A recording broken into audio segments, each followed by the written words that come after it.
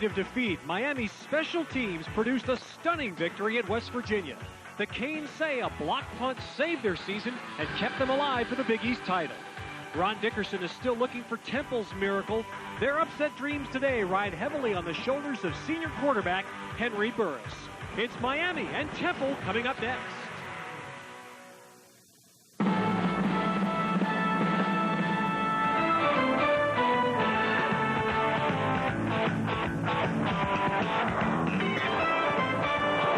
Creative Sports presents the Big East Football Conference Game of the Week. Today from Philadelphia, it's the 22nd ranked Hurricanes of Miami and the Owls of Temple. Hi everybody, welcome to Big East Football with Jeff Bostic, Ted Robinson. Pleased to have you with us. Miami's still in the hunt for the Big East title. They have to fight through some big-time injuries, Jeff, to stay alive. They've got to fight through some injuries. Their quarterback, Ryan Clement, has been beaten up the last couple of weeks. Separated shoulder against East Carolina. What a tough competitor. He will start at quarterback. How much he plays today, unknown, but the Canes do have a healthy backup today in Scott Covington. Scott Covington played last week against West Virginia, filled in very well. They have two quality quarterbacks. This offense needs to run the football, something they haven't done the last 3 weeks. And they'll have to do it today without their best running back, Danielle Ferguson, out for the regular season. In fact, today they're going 3 deep to find a tailback. They've got to run the football, something they haven't been able to do, and they'll be able to do it against the Temple team that's been woeful on the ground. Well, Temple is just waiting and hoping for something good to happen for them, and they're hoping that Henry Burris, their senior quarterback, can have a strong end to his Temple career. Henry Burris has had an illustrious career, 3 games left.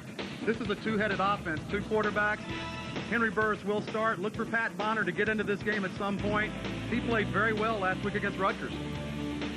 And it was another in a series of heartbreaking losses for the Owls in the closing minutes last week at Rutgers. Today, they're dreaming of an upset. So stay with us from the vet in Philadelphia. It's Temple and Miami coming up in our Big East Game of the Week. Now to the Big East Studios and John Sanders. All right, thank you very much, Ted, and it's great to have Ted, the new look Ted Robinson, back with us here on our Big East Game of the Week. I'll be here in the studio throughout the game to keep you posted on highlights, scores from top 25 college football action around the country, as well, of course, as the latest in the Big East Conference. And at Pitt, they have a brand new athletics director. Steve Peterson takes over the Panther program, and he got a nice surprise for his first Halloween as athletics director at Pitt, because the Panthers, on a spooky night for Boston College, pulled off the victory, and they were in control throughout. Dwayne Schulter's behind a Billy West block right there into the end zone. The Panthers jumping out on top, and the much-maligned Panther defense. Look at this one-handed interception by Rashawn Whitmill. This was a defense that had been allowing almost 42 points a game and almost 6 touchdowns a game, but they stood tall when they needed to on Thursday night. 4th and goal here, and again it's Whitman with the interception. Johnny Majors and the Panthers get their second Big East win, defeating Boston College, ending the Eagles' bowl hopes. 20-13 was the final score there.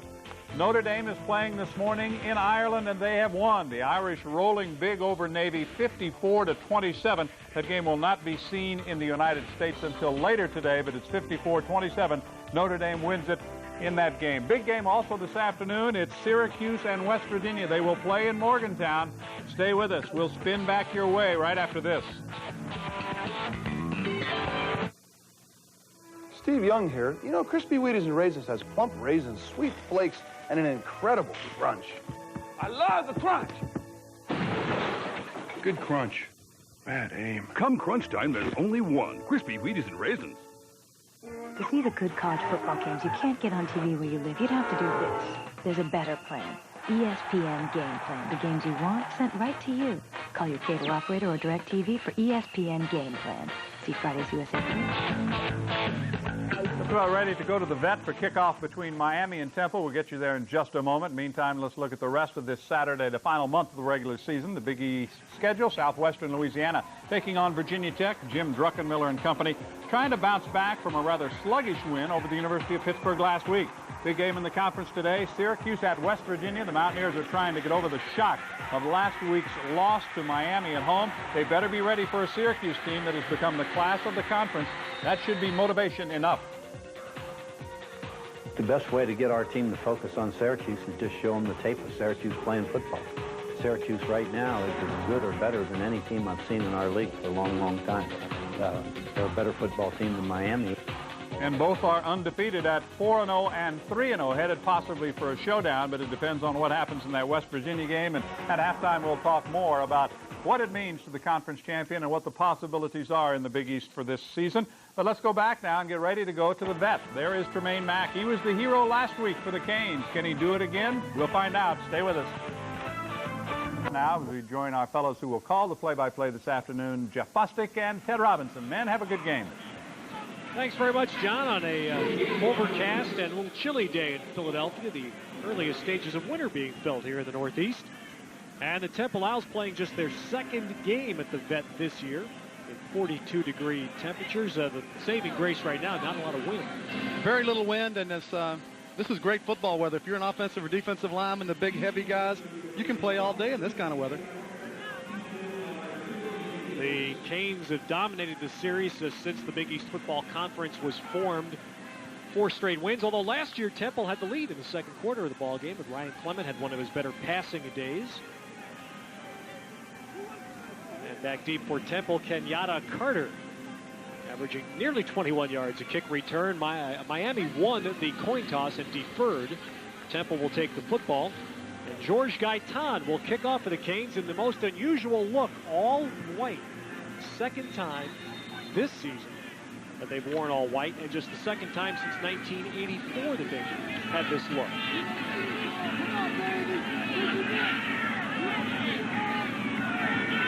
It just doesn't look right. It's definitely a different look for the Miami football team. Danny Davis is deep along with Kenyatta Carter. In fact, Danny Davis will take the kick for Temple just across the 10. He's got a huge gap. Davis breaks across midfield. And finally tripped up from behind all the way down inside the Miami 30. Danny Davis, a junior fullback, the second kick returner, and he had all kinds of room to run. This is exactly what Ron Dickerson and his coaching staff had hoped for. Get a big play early, get Miami on their heels a little bit, a big 68-yard kickoff return. Temple starts to play at their own 28-yard line. Big play for this team. Chris Gibson finally made the hit. Henry Burris, the senior quarterback, at the helm for Temple. And he gives the ball inside. And that is Eugene Culbreth, who starts in the backfield, and Culbreth hammers it down near the 20. And our Wheaties starting lineups brought to you by Crispy Wheaties and Raisins. Try Crispy Wheaties and Raisins, the raisin cereal with the big crunch. The big receiver for Temple, 7 touchdowns to split end Van Johnson. Damian Grant keys the offensive line. Center J.J. Cardona, also a strong man there. And they'll face a Miami defensive front.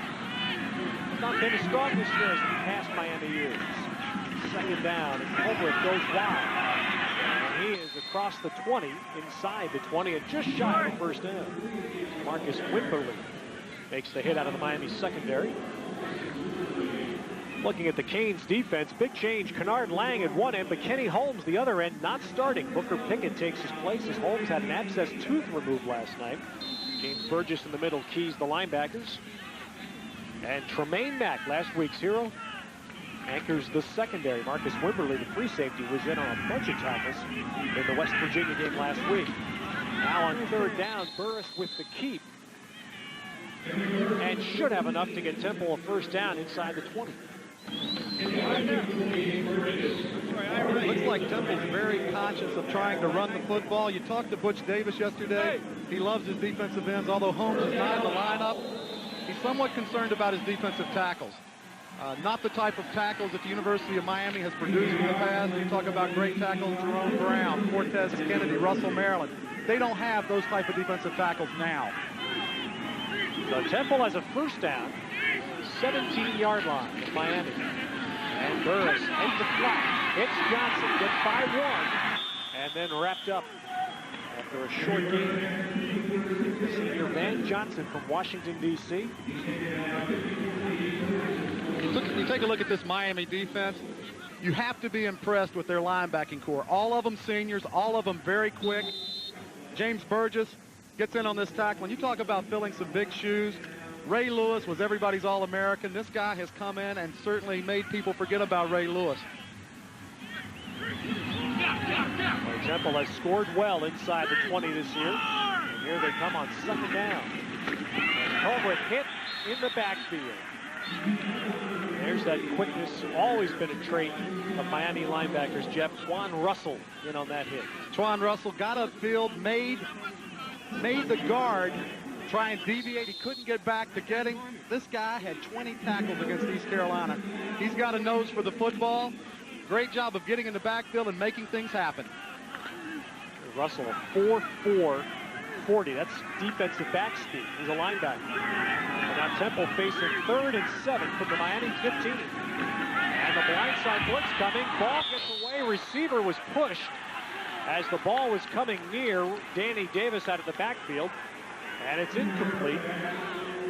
Crowd booing, hoping for the interference call. And it's going to leave Temple now with 4th down.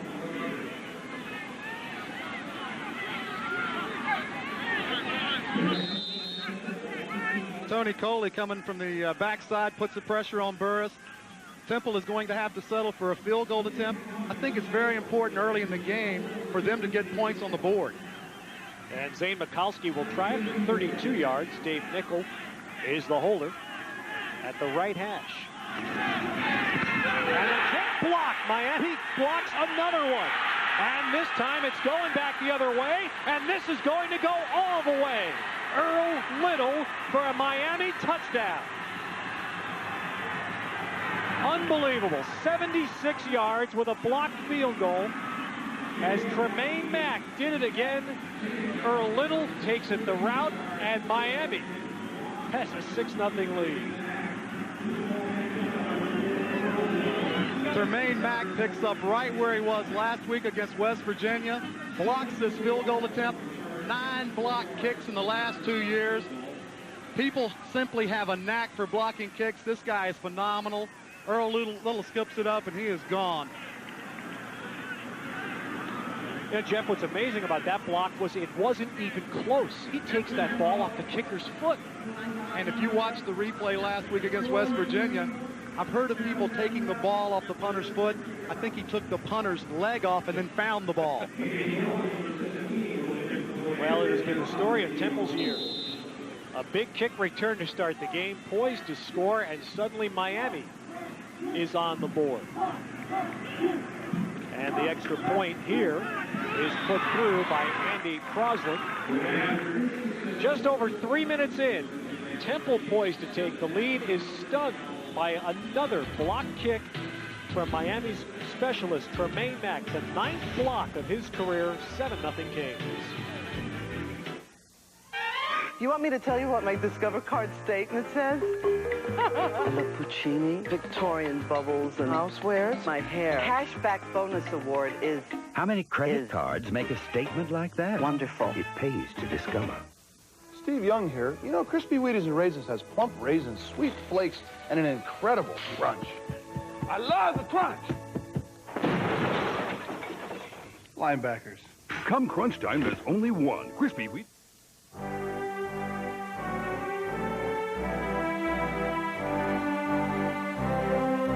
Obedient school graduate.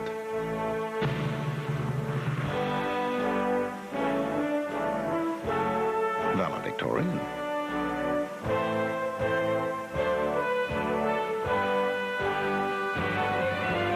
Crown Royal, the legendary import. You work your whole life and hope for a secure retirement. That's why it's so wrong that Dole and Gingrich tried to slash Medicare $270 billion. Dole even voted to make it easier for corporations to raid our pension funds. Dole's risky tax scheme would balloon the deficit, threaten Medicare cuts again. Can we count on Bob Dole? I was there, fighting the fight, voting against Medicare, 1 of 12, because we knew it wouldn't work. Bob Dole, wrong in the past, wrong for our future. Well, some people do have a knack, as you mentioned, Jeff. Tremaine Mack has more than a knack. He has made this into one of the most incredible weapons in college football. Tremaine Mack with 9 blocked kicks now in the last 2 years. See how close he comes off the corner? Your up back has to make the guy rushing the kick, rushing the punter. He has to run the edge. You have to try and change the way he's rushing the kicker. Little scoops it up and he's gone. Are you talking about a momentum swing? This was a 10-point swing. Temple had an opportunity to put 3 on the board. Now they're faced trailing Miami 7-0. This guy has to be scratching his head. What else can go wrong in the 1996 season for Temple? After excessive celebration, Miami penalized 15 yards, so the kick comes from the 20. And again, Danny Davis breaks it and gets across midfield. So Temple will start in Miami territory for the second time, this time at the 46. Well, Ron Dickerson said, Jeff, you know, he knows his team has hurt themselves as much as others have hurt them this season. And that's one of those plays where you wonder, everybody knows Tremaine Mack can block kicks. During the week, are you practicing again to prevent that from happening? You know, I'm sure the entire coaching staff has certainly preached to the protection teams, you know what, if we're going to have a punt, if we're going to have a field goal or extra point, we need to find number 3. We need to get him blocked. Certainly, they didn't change his path. He blocked the field goal attempt at 7 points for Miami. Well, the Owls will get a chance. Starting from the Miami 46. Eugene Culbreth starting at tailback for Temple today. In front of him, fullback Danny Davis. 3 wideouts as Culbreth takes the ball and spins it inside the 45. Temple has been hurt. And they've hurt themselves this year with some terrible fumbles, most notably last week, Ramad Lee fumbling at the 1-inch line, trying to go in for what would have been a game winner against Rutgers. You have to wonder if the Temple football team is snake bit. It seems every time they come close to winning a game, something disastrous happens.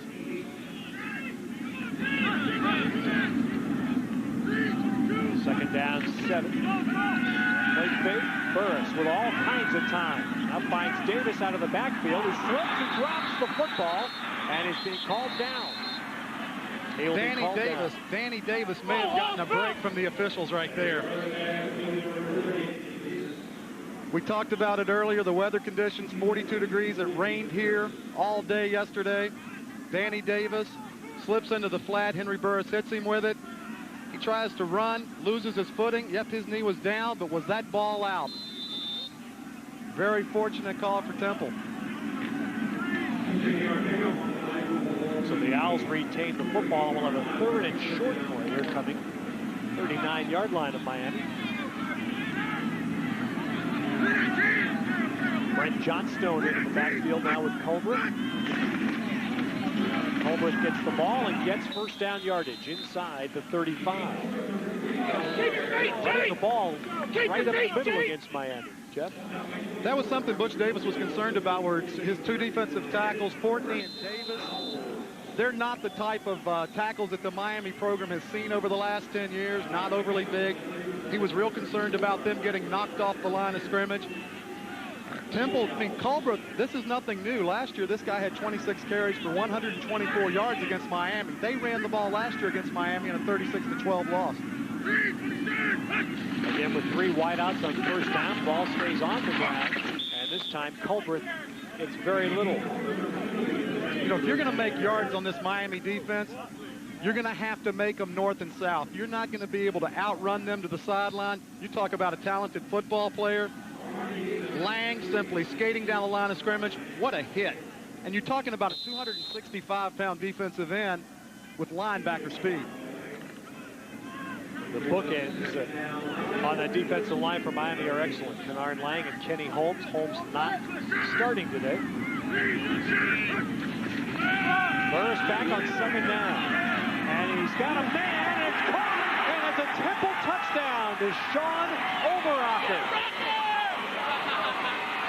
A 32-yard touchdown pass and a terrific catch by the tight end, Sean Overocker.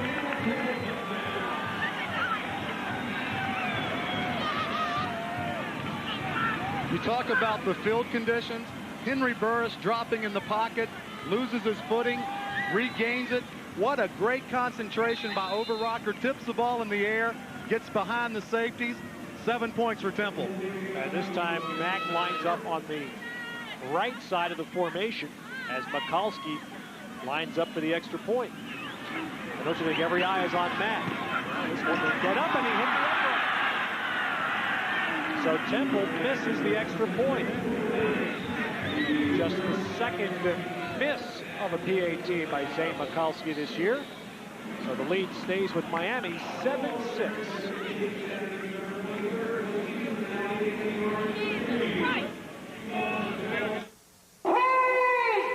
Here's something I want you to think about. Discus athletic were made for whatever you like to do, like biking, football, and for you Europeans, football. One brand for every sport. You can't say that about these outfits. My, the unitard, that is special. Unnecessary spending for 20 yards. So, no matter what your game, choose Discus Athletic. One thing to wear. But pick your colors carefully. On the next Saturday Nightmare, it would be a gruesome mistake to miss the horror classic. Christmas Evil. The Nightmare on Celluloid, starring Brandon Margot, Jeffrey DeMoon. will send chills down your spine and stab fear through your heart, and you'll die if you miss. Rudolph the Bloody-Nosed Reindeer. It's the morbid motion picture. Christmas Evil. Saturday Nightmare, tonight at 10 on UPN 65. Today's Big East telecast is brought to you by Prestone Antifreeze. Protect your car in the Prestone zone. And by Discover Card, proud partner of the Smithsonian's 150th anniversary. Well, here in the Vet in Philadelphia. Exciting start to the game. 7-6 Miami as Temple's a touchdown, followed by a missed PAT that keeps Miami in front. Tremaine Mack, one of the men back to receive this kick. And it'll be Mack that fields the bouncing ball at the 10-yard line. And he is through. He has one to beat. And he is brought down by the kicker. Dave Nichols saves 6 for Temple. As Tremaine Mack, who blocked a field goal attempt on the first series of the game, returns this kick 47 yards. This game is starting out as a track meet. You know, everybody that touches a kickoff return goes big yards. This guy's known for blocking kicks. He can also return them. I'm more than willing to bet if he had this open field again, he's not going to let this kicker tackle him again. I was shocked. You're absolutely right. First play for Miami from the Temple 42, and Trent Jones gets the carry and takes it for a few yards inside the 40. Ryan Clement, who has had a fine year. The key number there, Jeff, just 4 interceptions. 3 touchdowns to every 1 interception. Offensive coordinator Larry Coker, he'll take those numbers all year long, and he's a tough kid. We spoke earlier about his separated left shoulder. Played last week. What a competitor. Now 2nd and 7 for the Canes. Clement's first pass attempt, looking deep. Now comes underneath.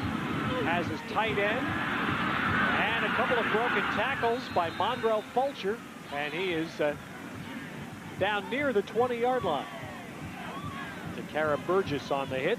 Miami starting lineup brought to you by Crispy Wheaties and Raisins. Try Crispy Wheaties and Raisins, the raisin cereal with the big crunch. And it's Tony Gator starting at wide receiver. K.C. Jones, one of the great offensive linemen in America, anchors the Miami front. K.C. Jones, a semifinalist for the Lombardi Award. First down, Miami, 22-yard line.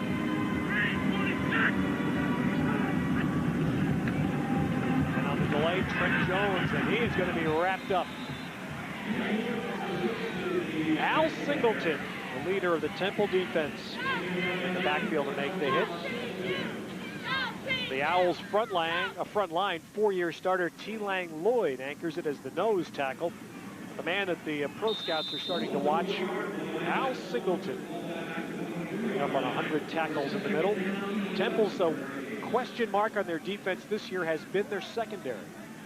Excel Lucas, one of the new faces, they're hoping to smooth that out before season's end.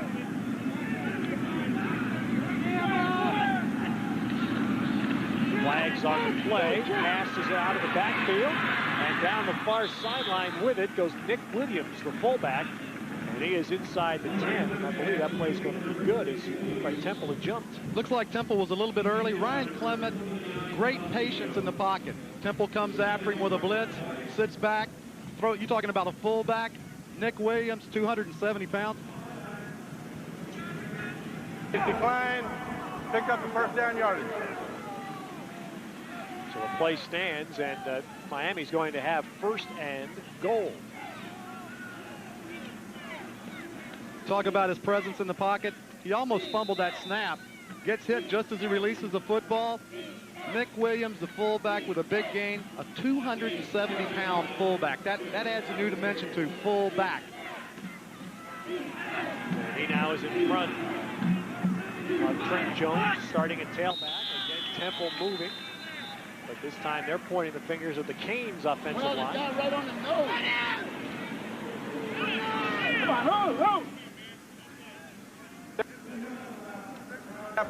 Contact by the defense. Half the distance to the goal remains first down. This goes to show you the pointing fingers doesn't work. Call goes against Temple anyway. Good job of Clement doing the hard count. You know, defensive coordinators never understand how can a nose guard jump off sides. He's lined up right in front of the football. All you have to do is watch the ball. It's not going to move until the play starts. Now the Canes have first and goal, just inside the 4. Trent Jones, and he goes up the middle and in for the Miami touchdown. Trent Jones getting the start with Tyrell McMillan, hampered by an ankle, suffered last week against West Virginia, and Jones, a junior, scores his 3rd touchdown of the year.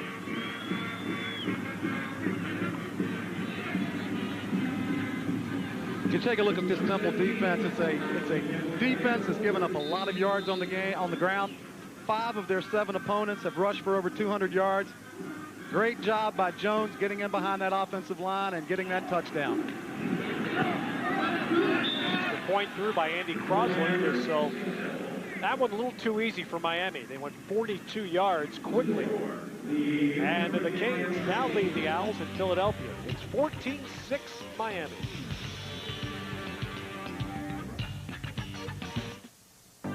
This year, over 400,000 aluminum radiators will corrode and fail. But Prestone antifreeze bonds with aluminum, forming the Prestone zone of protection against corrosion. It's your car. Protect it in the Prestone zone. And now there's a new Prestone antifreeze with a new low-tox formula for an extra margin of safety around pets and wildlife. New Prestone Low-Tox. It's extra protection in the Prestone zone. This Halloween, Blockbuster Video has a special treat. Buy one of these Halloween classics for just $7.99. Rent 2 movies and they're yours for $3.99. If that's not a reason to scream, what is? Objection, Your Honor. When justice is a game and innocence is an illusion, nothing is more dangerous than the truth. Richard Gere, Primal Fear, from Paramount. Rated R. Rent it tonight. From the ACC, number 8, North Carolina, and their second-ranked defense on the very first play of the game. Vonnie Holliday is there for the sack. Jamie Barnett loses the ball.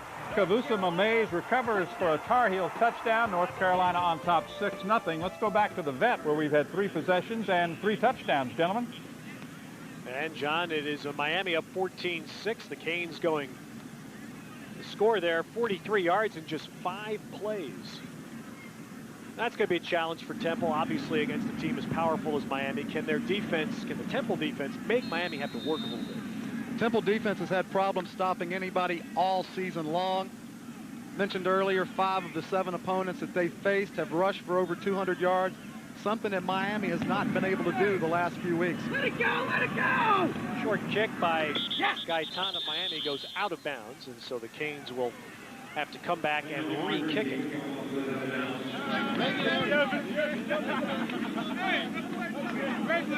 Well, Temple has, and I would guess right now, after you go through the kind of problems Temple has gone through, the early blocked field goal. Procedure. Kick went out of bounds by the kicking team. Will be placed at the 35-yard line by rule. Take the ball to the 35-yard line.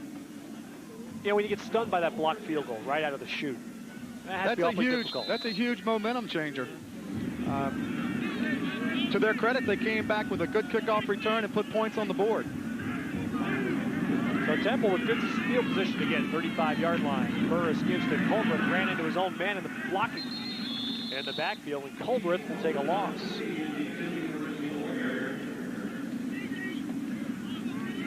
Down on the play is Lawson of Miami. Kenny Holmes in on this series of plays for the Canes defense, and he made the hit. But Lawson, backup sophomore defensive tackle, was injured. Miami got beat pretty badly last week on the artificial turf at Morgantown. They suffered some fair share of injuries. They're coming back to play another game on turf this week. They're going to be thankful for an off week next Saturday. Certainly something they can look forward to.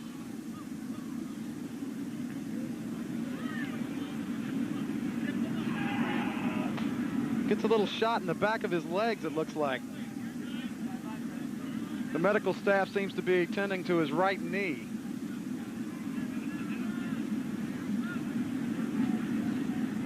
Well, that's something that Miami has to pay a little more attention to this year because of the thinness of their staff. They had a smaller recruiting class last year for Butch Davis because of the NCAA sanctions. They don't have the depth that most other teams enjoy.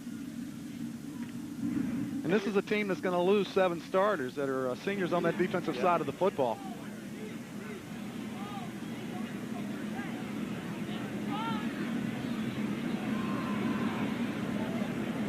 Well, Butch Davis knows that probation, and I think the biggest thing that Miami football went through, they'll tell you the best thing that happened to him was getting out of the bowl game last year, having the sanctions hit, having it taken care of right away. They have an experienced team, as you can see, especially on defense. Got 7 starters that are seniors on defense. Really exciting on the offensive side of it. They only lose 2 people to graduation.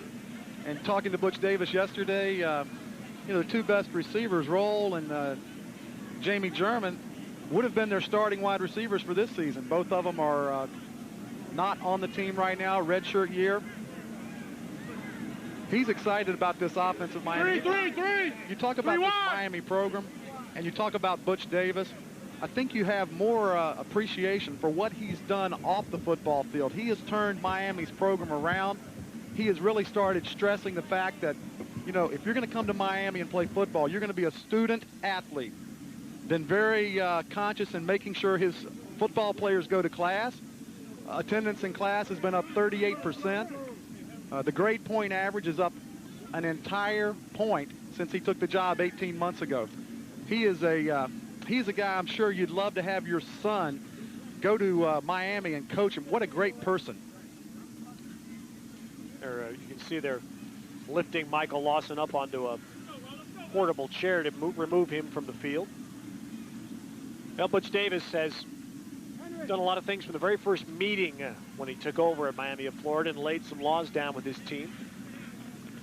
Had a chance to speak with Butch Davis yesterday and ask him about his proudest accomplishment since taking over at Miami.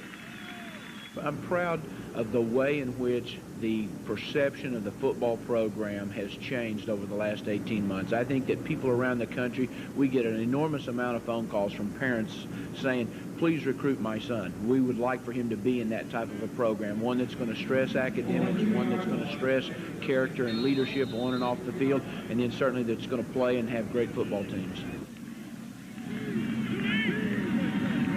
Second down and 12 now for Temple as we resume play. Burris play fake. Burris throws a ball tipped and incomplete near midfield, intended for Johnson. When you look at what Miami's done, Jeff, with Butch Davis, to follow up on his comment. For example, last year, 11 different players were kept home from a ball game at some point or another during the football season because they missed a class. That gets your attention in a hurry. And you know what? It's not like he came in midstream and changed anything. From the first time he took the job, he laid the law down. He basically told the players, this is how it's going to happen. If you break a rule, you're going to pay for it. All right, now Burris and Temple facing 3rd down and long.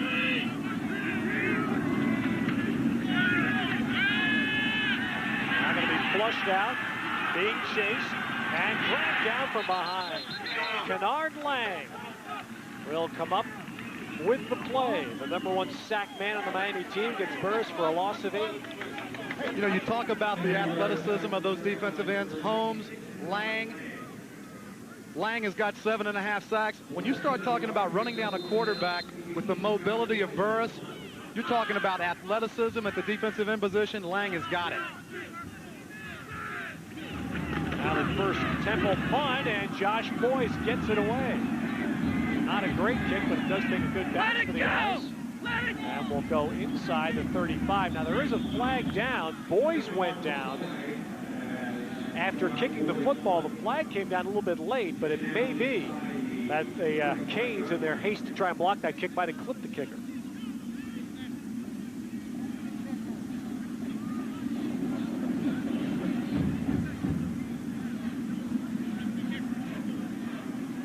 And that's what it is. I don't believe it's a roughing penalty. That's going to be running into him, because it looked like Boyce got that kick away before he was bumped. Yep. And Marcus Wimberly. You know, when you're rushing punters, you have to have a landmark that you're going to try and block the kick. Personal foul, roughing the kicker on the defense, 15-yard penalty, automatic first down. Well, you have to have a landmark where you're going to try and block the kick. They almost got away with this when it was a little bit of a high snap. Bowles takes a little bit of time getting rid of it. He does a pretty good job acting also. Yeah, Wimberly barely clipped him, and it's a 15-yarder and a first down. So the Owls are out at the 41. And out of the eye now, Ramon Lee in the ballgame. Carries it across the 45 before Wimberly, coming from the secondary, makes the hit. This is the back that Temple is going to build around, Jeff. Ramon Lee. Big guy, 230-pound running back. He is a sledgehammer. You know, Ramon Lee, they like to refer to him as Ramrod. And if I am the Temple staff, I'm going to try and run at those two defensive tackles. Right now, Davis is in there along with Chad McGee's. Don't try and run laterally. This team has too much speed. Second down, 5. Flag down. Pass caught by Lee out of the backfield. That's first down yardage at the Miami 45. Flag down at the start of the play.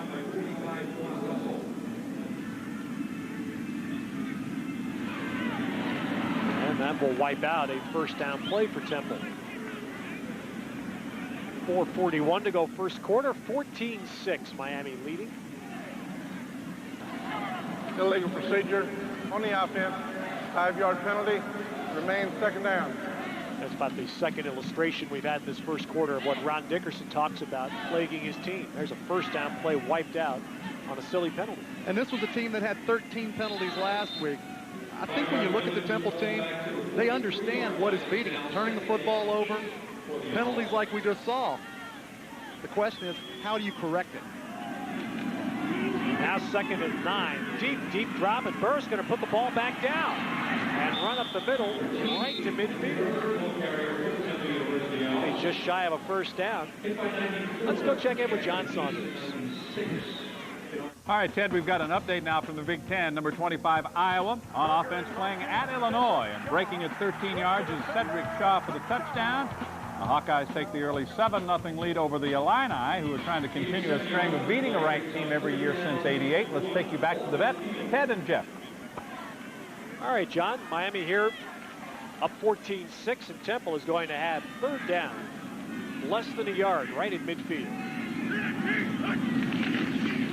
And they run it straight ahead. That's going to depend on the mark as Lee went right to the middle of the line. Pegues was there to stop him from Miami. And I'm not sure he got there. This is going to be very close. The side judge gave him a very favorable mark. The only problem with that type of play, you'll see the left guard pulling. Bowen, short yardage. You don't like to have your offensive linemen pulling and trapping. You know, let them come off, let them fire off and get movement north and south. I don't think he made it. They're going to stretch the chains out here, and Ron Dickerson's going to have a tough call right here. 6 inches? A little bit short. Now, earlier this year in that disastrous loss to Pitt, Ron Dickerson went for it on 4th down, just across his own 40-yard line in the 4th quarter. They didn't make it. Pitt went on to win the ball game. Timeout. Temple. That's their first. And I'm sure that's weighing right now in the minds of Ron Dickerson as he takes a timeout. You know, you've got a football team that's 1-7. You know, what do you have to lose? You know, go out there, go for it on 4th down. I think what that shows you is that you have confidence in your quarterback, you have confidence in your offensive line. All right, while we have a moment, let's go back and rejoin John Sanders. All right, Ted, and our update now comes again from that NC State-UNC game. Quarterback Chris Keldorf tops in the ACC in passing efficiency. This is a beautiful catch at the 2-yard line by Nay Brown. Sets up a touchdown run by Leon Johnson. They went for 2 but failed. It's 12-0. The Tar Heels lead. Let's take you back to Miami and Temple. And North Carolina playing their way into some serious contention for those Alliance Bowls. North Carolina has really turned their football program around. Long been known for their basketball. Mac Brown and his staff down in North Carolina, 8th ranked in the country right now. Exceptional defensive football team. Well, Temple will go for it. 4th down, they need no more than a foot just across midfield. Now, if I'm Ron Dickerson, I'm getting behind Scott Oster, the big right guard, 338 pounds. Johnstone in front of Ramon Lee. Burris keeps the ball, and he doesn't get it. Now maybe he does. Let's see at the spot. Burris dropped the ball. He picked it up, and apparently his knee did not go down. And it looks like on his last lunge, he got there. You talking about athleticism? I'm sure Ron Dickerson, he's using some deodorant right now over on that sideline. His knee is down. Look at this stretch. Great play by the senior quarterback, Henry Burris. This is going to be a 1st down, folks. They're bringing the chains across, but he did get there. That has been, just as it's plagued Ramon Lee this year, that has plagued Henry Burris, taking care of the football. And almost a disastrous fumble. Burris recovers, and the Owls keep the ball. Ron Dickerson with a collective sigh of relief. Now we have 3:44 to go in the 1st quarter. Miami leads 14-6, and Miami has only run 5 plays. Temple has had the ball virtually the entire quarter.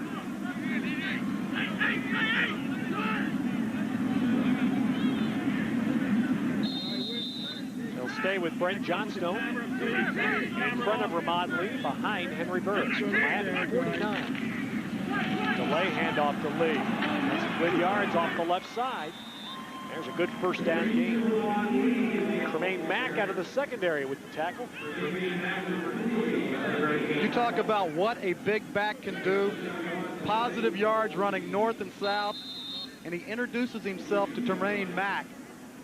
230-pounder following his offensive line. This is what Temple would like to do. Run the football inside. Good morning, Mr. Mack.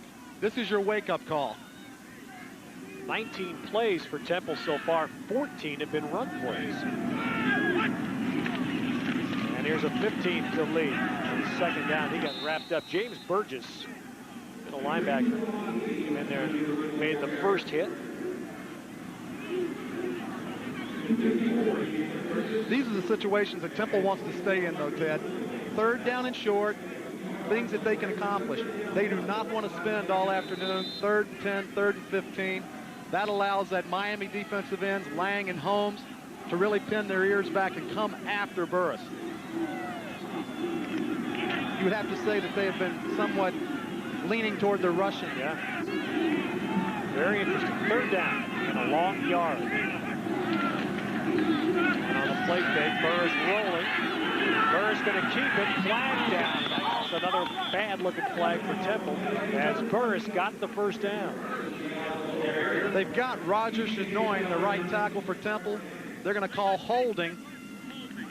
Blocking against Kennard Lang. When your arms get outside the plane, see him pull his jersey right there. That's what the official saw. And it's easier to call holding on offensive tackles than any other person on the field because they're on the outside where the side judges can see it. How about that? The penalty, though, goes against Miami.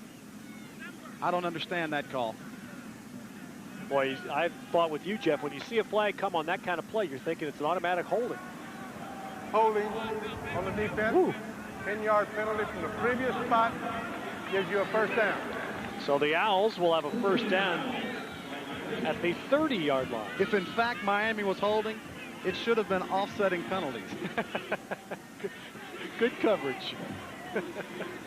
You know, as a former offensive lineman, it's only holding when you get called. That's right. 6th Temple first down, 30-yard line of Miami. 2:10 to go in the first quarter.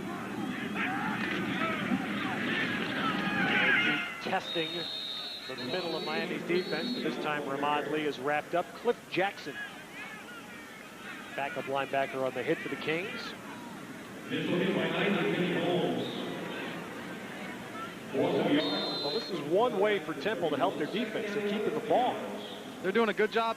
Looked like a blown assignment. The guard is pulling, the fullback's leading. Unfortunately, you know, nobody decides to block Cliff Jackson.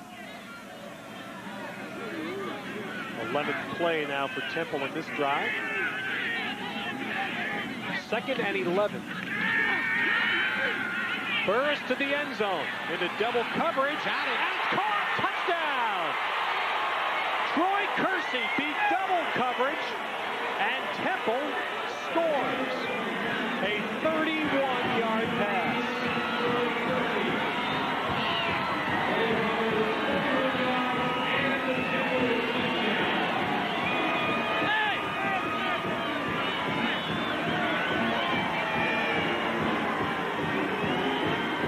Temple's the second leading pass offense in the Big East. Once again, the receivers get behind the safeties. You know, you're talking about excitement. Senior with only 3 games to play. Throws the ball where only his team can catch it. Wow. That's an absolutely perfect throw, wasn't it? Perfect throw, and has got Butch Davis scratching his head. And the Owls now will go for 2 and try and tie the game with 1:21 to go in the quarter. Get Henry Burris out of the pocket and let him run the football. Roll right, Henry. Oh, this shit. Nobody behind him. And Burris throws to the corner, and that is caught for 2. Van Johnson. Well, there's a nice play by Temple on the 2-point play, and the Owls have tied Miami. 2 touchdown passes and a conversion pass for Henry Burris in the first quarter. Temple's offense very efficient in the first half. Henry Burris right on mark. Kersey grabs this one, ties the game at 14. Temple's defense needs to seize this momentum, stop the Miami offense right now. Now remember, that whole drive came about with a block punt, or excuse me, a roughing the punter penalty that kept the ball for Temple. Then the near fumble on the 4th down play by Burris, and finally a defensive holding penalty. You're talking about a guy that wears a cape and has a big S stamped on his chest. Look at the numbers for Henry Burris. Basically holds every passing record in the Big East. Adds to it with a 32-yard touchdown to Troy Kersey.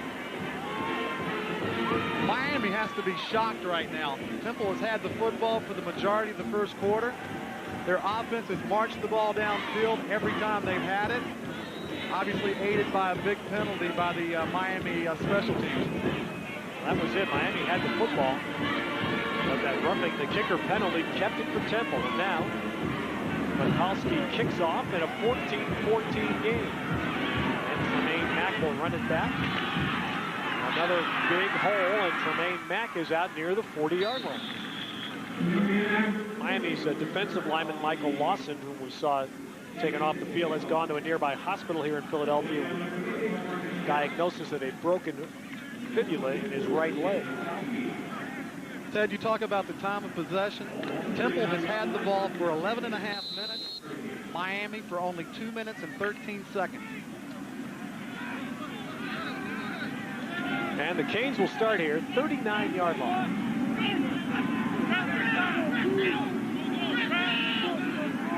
Ryan Clement has Daryl McMillan in the backfield, throws the ball downfield, and Util Green has it. And Green, stretching and fighting his way, gets inside the Temple 30-yard line. 32 yards on one quick strike. talked about it. Temple's defense needs to come out and seize this moment. Their offense has put them in great position. Starts with protection. When your quarterback can sit in the pocket that long, and you have the type of skilled people that Miami does, they will get open. You know, Green, you've got to tackle him. You've got to bring him down. Green is big, 6'2", 205. He is your prototype wide receiver, 6'2", great body, great speed. Quickly, Miami at the Temple 29-yard line. And it's the first carry for Daryl McMillan, sophomore from Bradenton, and he will be the man the Canes will look to replace Danielle Ferguson. And McMillan, like Ramad Lee for Temple, is a back that the Canes feel is their future. Just a sophomore, but he comes into this game with a bad left ankle. Be interesting to see how effective he is on AstroTurf. Believe me, it's much different playing on the carpet. Canes look like they're... We'll get one more snap off before the quarter ends. Maybe not. And Clement did not get everybody positioned in time. So the first quarter comes to an end from the vet in Philadelphia. Miami had big plays, but Temple stayed with them. And after one, we're tied at 14. Steve Young here. You know, Crispy Wheaties and Raisins has plump raisins, sweet flakes, and an incredible crunch. I love the crunch. Good crunch. Bad aim. Come crunch time, there's only one. Crispy Wheaties and Raisins. When sports cream, when legs are sore, when backs ache, when muscles hurt. Wise Sports Cream, rubbing it in brings fast pain relief. No medicine-y smell. Wise Sports Cream, because it works. Arrogant English conquers. Well, gentlemen, first blood to us. And a rousing good report in the newspapers to satisfy the politicians, eh? Against a proud nation of warriors.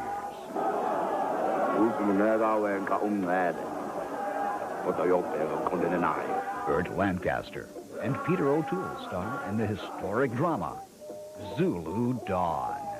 Sunday on the 8 p.m. movie. John Sanders back in the Big East studio. Another update from the Illini in the Iowa game. And there's the quick pass by quarterback Scott Weaver. Jason Dullock will take it 17 yards for the score. And Illinois has evened it up with number 25 Iowa 7-7 in the first. We start the second quarter at the vet 14-14. Back we go to Jeff Bostic and Ted Robinson. 14 apiece as we start the second quarter here at the vet in Philadelphia.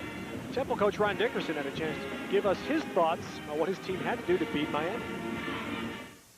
We can't afford to beat ourselves. We can't afford to put the ball on the ground. Henry can't throw the interceptions. We can't make the dumb, stupid penalties that we've made over the past couple weeks. Ron Dickerson's a very eloquent man, and I've been impressed. Jeff was very candid. Yeah, he's the kind of guy you would like to see succeed. He's a very genuine person, dedicated to his job. Now Miami starting at the 25-yard line. Second down, 7. And that passed through the fingers of Yetil Green. Clement last week hampered badly in West Virginia with that harness on his left shoulder. But 65 passing yards already for Miami in the first quarter today. Time of possession is a big key right there. Temple would love to control the ball that much every quarter. Now here's where their Temple defense has to have one big play. Third down, 7, Miami. Clement deep drop. Now steps up, and he was across the line, I believe. Pass incomplete. Well, if he was not across the line, he was straddling. He got away with that play, but the pass incomplete. It'll be 4th down. T-Lang Lloyd got a shot on Clement. We spoke about it earlier. The kid separated his shoulder against East Carolina. Watch the end of this play. Just off his fingertips. Miami quarterback. Just off the fingertips of Mondrell Fulcher, and then the hit, and that gets Clement slammed to that rock-hard turf on his right shoulder, the good one. He's He's got a harness underneath those shoulder pads that keeps his arm from really getting much above level. He is a tough kid, though. You really have to be impressed with the way he has played through pain for the last couple of weeks. There's Scott Covington, the backup, who has come back from a lung infection. He is healthy, starting to warm up as Clement talks to Butch Davis. The Canes here have a shot to be a 42-yard field goal attempt. But there's a timeout that has been called, I believe, by Miami.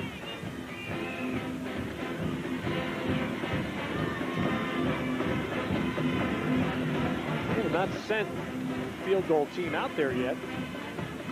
But while Miami makes that decision, we'll take a break in Philadelphia. 14 apiece, Miami and Temple. Bullwinkle, we passed by here an hour ago. Where's here? I thought we were there. Bullwinkle. Oh, don't Okay, worry, Rob. that's enough TV for today. Dad! Let's go for a ride. Yes, no, we're out of here. Dad, where are we going? This better be good. I gotta go to the bathroom. Oh, honey. See that? See? That's cool. When do we gotta be there? Stop, wait!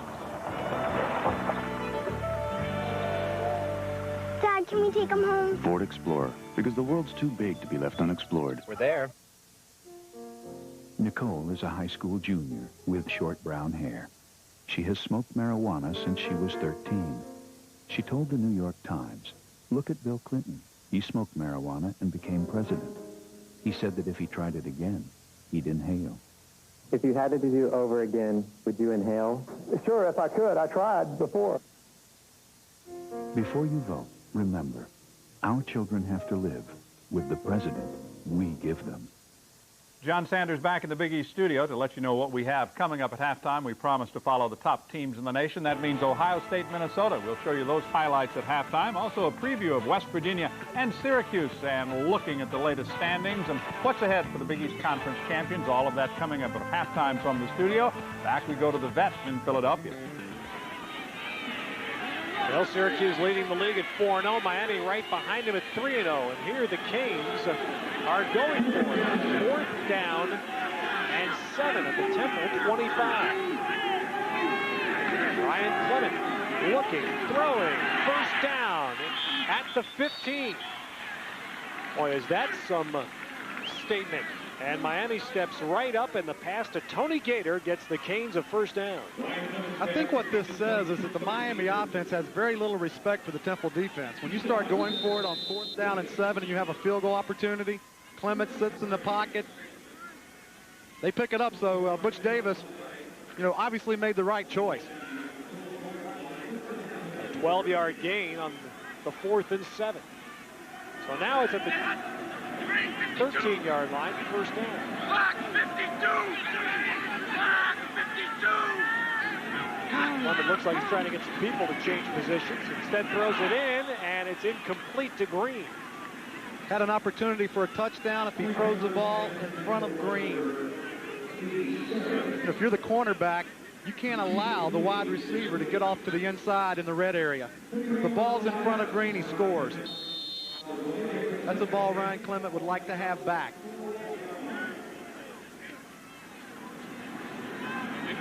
But last week, I'm not sure he could have thrown that ball, Jeff. He really had trouble throwing the ball to the left side of the field. A lot of people have had problems throwing against West Virginia. Now on 2nd down, Nick Williams, the fullback, and yards are tough to find inside. Well, Miami's offensive line is anchored by one of the best, senior center K.C. Jones. Everybody's All-American. You talk about a technical football player, does a good job. He reminds Butch Davis a lot of the guy he had in Dallas, Mark Stepnoski. Let me tell you something. Mark Stepnoski is a football player. This guy is too. Midland, Texas. Might be. For all the great Miami teams last dozen or so years, he might be the best offensive lineman they've ever produced. 3rd down. 9 to go at the 11th at Temple. Now Clement stepped up and wrapped up. Tim Terry got him. Left defensive end. Now the Canes will bring the kicking team on. Clement back in the pocket. This is more of a coverage sack, nowhere to go, steps up in the pocket. You know, you can't block the defensive end all day long. Miami settles for a field goal attempt. So Andy Crosland, redshirt freshman from Dallas, will try this 32 yards in the middle of the field. Crosland puts it through. So the Canes went for it once on 4th down, did not. 10th fade a second time. And the field goal puts Miami back in front with 12:41 to go in the first half. Miami 17, Temple 14.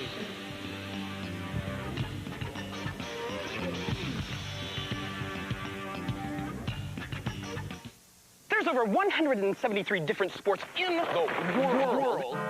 And each has its own special outfit. Running shorts with storm flaps? What's gonna get in there? I don't know. What you need is this. Discus Athletic. Athletic wear made for every sport. Shaq.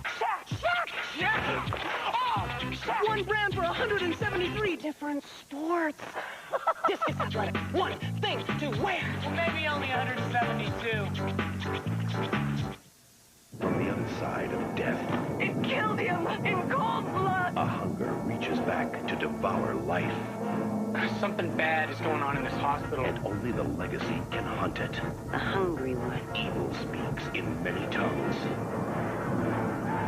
But the powers of good, The demon will do everything it can to mislead you. have a voice that won't be silenced on the next episode of Poltergeist, The Legacy. Tonight at 9 p.m. on UPN 65. Big East studio update now from the ACC. The Tar Heels driving again, and again it's Leon Johnson, his second touchdown of the afternoon. They just went for one this time and have opened up a 19-point lead over North Carolina State. It's Miami by 3 at Temple. Back to Ted and Jeff. All right, John, Miami with a 32-yard field goal by Andy Crosland to take the lead. Well, after the kind of getting slapped there by seeing Miami go for it on 4th and 7 and making it, the Temple defense at least came back, Jeff, and had 2 good plays in a row to force the field goal. Forced the field goal, and now Temple has it just where they want it. Their offense has been very efficient. We'll have to wait and see if Butch Davis does anything to make adjustments on his defensive team. Right now, Temple running the ball much better than Butch would like him to. Gaitan with a short kick. And it will be Danny Davis at the 20. And he's through the line, but stumbled. And lost an opportunity for an even bigger game. Neither team has been great in kick coverage. Jack Hallman on the Miami kick cover team tripped up Davis just across the 40. November has been Miami's month. Just 21-1. That's amazing. Well, I say that's because they used to go to Notre Dame in October. Okay. And Florida State in October, right?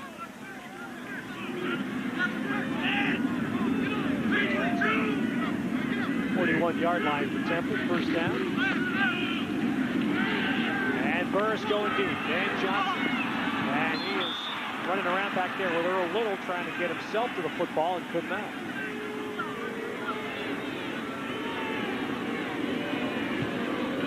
A little bit of bumping. I guess the officials say no harm, no foul. Of course, Miami has only lost 2 Big East games in 6 years. They lost the one you saw on the screen at West Virginia, lost last year in Blacksburg to Virginia Tech. They were 29 seconds away from losing last week. West Virginia delivered one on a platter.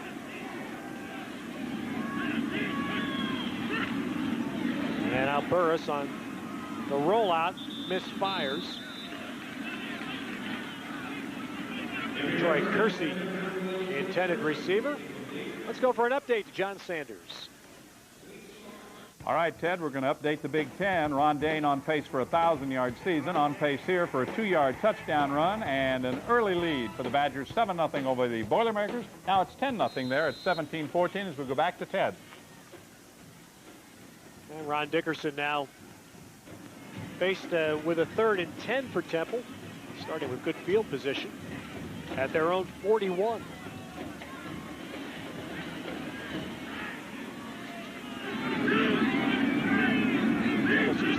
wideouts most of the game. They're in there again. And Burris being flushed out, stays alive, now throws deep for Gilliard.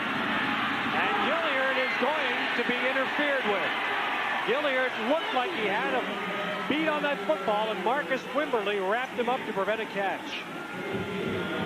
The Miami defensive front came very close to sacking Burris. Just couldn't put their hands on him and bring him down. Burris is an athlete. Marvin Davis applying the pressure. Can't wrap him up. When your secondary sees a quarterback flushed out of the pocket, you don't know whether to react to the run or the pass. Pass interference on the defense. 15-yard penalty from the previous spot. Automatic first down. Kareem Gilliard was going to catch that football. And you can obviously see Wimberly's left arm all over Gilliard's back. Well, Jeff, it's been mistakes early here that have hurt Miami. Keeping Temple alive. Can you imagine had Temple converted that first field goal opportunity? Now first down at the Miami 44. Lee gets the ball to the 40. Well, the Canes admit it took them a while to get over the whipping they took from Florida State. They were not prepared to play East Carolina. And they got whipped in that game. They went in there flat. And you know, folks, East Carolina plays great football. Don't fool yourselves. They're a team that won 10 games last year. Miami certainly dejected from losing the Florida State game. How many times have you talked about Miami losing 3 games in a row? 29 seconds away from doing it last week. Temple with 50 yards on the ground, Miami with only 8. Second down at the 40. They need 6. Burris throws for it, and it's off the hands of Kareem Gilliard. It was covered by Dwayne Sears. Well, that's, I guess, the big question, and something I'm sure it was running through Coach Davis's mind all week preparing for this game, Jeff. Would his team be ready to play Temple? This is a game they feel they need to win. They've got the heavy part of their schedule ahead. This is what they've done thus far. You know, you look at the first 4 games, obviously opponents that they should have beaten, and they did. Tough stretch, Florida State, East Carolina. Believe me, West Virginia gave them one on a platter last week. Burris looking down the field, fires, and a sliding catch by Van Johnson inside the 15. By Tremaine Mack right on him, and Johnson went down and made a big catch for a game of over 20. Ron Dickerson. We got a football game. Yeah, we got a football game. You got that right. You know, Ron Dickerson talked about Henry Burris. You know, you hope you get Henry on a day that he's on. Believe me, he's on right now.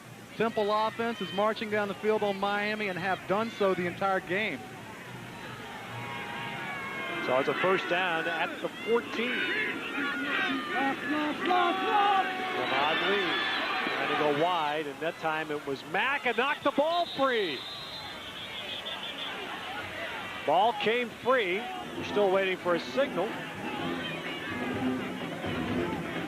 And it looks like it's going to stay with Temple. Boy, the fumbles that have hurt Ahmad Lee this year almost came back to bite him there.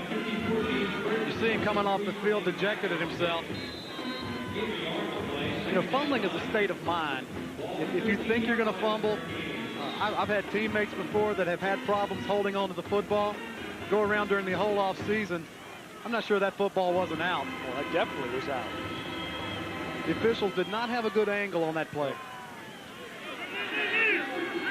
Well, the Owls another break, second down. Burris moving. Burris will keep it. Burris to the corner. And he is in. Touchdown Temple. Henry Burris scampers 13 yards, and Temple has the lead.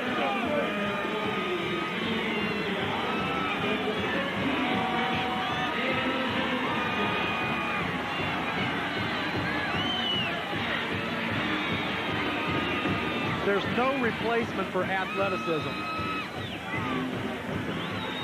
Able to move in the pocket. Great players make great plays. Henry Burris getting it into the corner of the end zone. This is a shocker, folks. Mikulski for the extra point, and that is no good. Mikulski has missed 2 PATs, and he's had a field goal block. But Temple has scored 3 touchdowns, and they lead Miami 20-17. Steve Young here. You know, Crispy Wheaties and Raisins has plump raisins, sweet flakes, and an incredible crunch. I love the crunch. Linebackers. Come crunch time, there's only one. Crispy Wheaties and Raisins. To see the good college football games you can't get on TV where you live, you'd have to do this. There's a better plan. ESPN Game Plan. The games you want sent right to you. Call your cable operator or DirecTV for ESPN Game Plan. See Friday's USA Today for Saturday's game. This Halloween, Blockbuster Video has a special treat. Buy one of these Halloween classics for just $7.99. Rent 2 movies and they're yours for $3.99. If that's not a reason to scream, what is? Objection, Your Honor. When justice is a game and innocence is an illusion, nothing is more dangerous than the truth. Richard Gere, Primal Fear, from Paramount. Rated R. Rent it tonight. Big East studio update now from the Southeastern Conference. The Gamecocks on the drive. Draw play here to Scott Moritz, and he scores. South Carolina has tied up number 6 Tennessee and looking for a record 4th consecutive conference victory. That's a little surprise there. This is a big surprise, Ted, as we take it back to the vet. Well, yes, it is, John. But there's the key. Henry Burris, as we mentioned at the outset, you know, if you're Temple and you dream about trying to upset Miami, you need your senior to have a big day. And Henry Burris has made 3 big plays thus far. 2 touchdown passes and the touchdown run. Right now he's got Butch Davis scrambling a bit. Temple with a 2017 lead. One thing that has, I think, clearly been a factor is Miami's gotten ahead of Temple's kicker, St. Mikulski. Here is Tremaine Mack running back to kick. There's an alley. And he's got the kicker in front, and Nichols slowed him up. He's still going, and finally run out of bounds as Mack, with great final efforts, picked up about 15 more yards than he should have, and he is all the way down to the 26-yard line of Temple. I'm sure both of these coaches will be stressing kickoff coverage next week. Now, for the second time, Jeff, Nickel, the kicker, at least he slowed up Tremaine Mack there. You're talking about great balance and determination. His legs just keep driving. Yep. And he got 15 more yards than he should have. Boy, this has been a special teams half of big plays.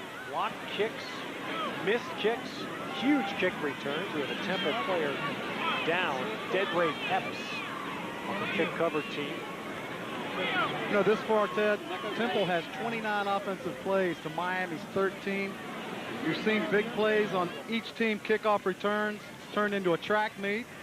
You know, I was wondering, Jeff, do you think Miami's block on that first field goal attempt has gotten in the head of Temple's kicker? Well, I think what happens, you know, you look at the whole thing, the snap, the hold, and the kick. His holder has got some low snaps, balls that aren't really coming back there real fast, and everything in the kicking game is timing. And the kickers have to be very comfortable with the fact that, you know, it's going to be a smooth operation. And kickers are weird people anyway, okay? I was waiting for that one. It took a little longer to say that than I thought. Now here's the third scoring play for Henry Burris in this first half. You know, you talk about athleticism, being able to move in the pocket, gets outside. Great job of the wide receivers downfield blocking. Said it earlier, great players make great plays. Burris with the touchdown run. The extra point missed, so Temple leads by 3, but here's Miami off the long kick return by Mack, starting at the Temple 26. Running back out of the backfield, and it's dropped by the fullback, Carlo Joseph. 2017 here, Temple. Let's go to John Sanders. The update again from the Big Ten. Weird formation for the Fighting Illini. It's a fumble-rooski. They put the ball right on the turf, and Wilbert Smith will pick it up. And nobody sees him, but he's going in for the touchdown, and that gives Illinois the lead over number 25, Iowa. Strange play, but a good one, 14-7 Illini. Let's go back to the bench. Illegal motion on the offense, 5-yard penalty. Did you ever run the fumble risky? You know, you wonder what coaches do late at night when they're trying to prepare these game plans. You know, I think that's a sure sign that that coaching staff spent too much time there. Well, Miami penalized 5 yards for motion. So Miami has been 15. Miami has been very sloppy today. Clemens missed his last 4, now going to the end zone, and he's got Green there, and the ball broken up. Boy, at the last minute, Ramel Mead went up on the jump ball and took it away from Green. Took it away, but what great closure. Mead able to close the gap. Great ball fake. A little bit of pressure from Terry. The ball is a little bit underthrown, but look at him closing. You're talking about a big-time receiver. Until Green gets off of the ground. Talked about this guy's toughness. Once again, hit just as he releases the football. So Clement now gives on the delay. Trent Jones, he's got some room going wide. Cuts back inside the 20. And Jones is down near the first down marker. That's a big 2nd and 15 run by Trent Jones. So now the Canes will have a 3rd down and short yardage play. Approached 9 minutes to go, first half. Temple has scored 3 touchdowns against Miami. I'm not sure we thought we'd say that. I don't think we did think we would say it. In the first half. I'm sure there are other people in stadiums on this Saturday watching college football. When they flash those scores up, they have to be shocked right now. Miami needs a yard. They'll give it to Jones, and he will get it. First down inside the 15. It's not a good sign when your safeties are the first people making the tackles. Lucas comes up, takes on Jones, makes the tackle. Temple's defense needs to come up with a big play right now.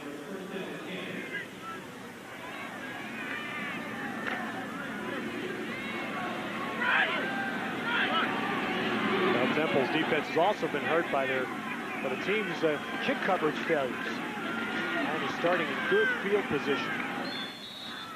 2 of their 3 possessions as Jones gets short yardage. Al Singleton, part of the Temple defense, makes the hit.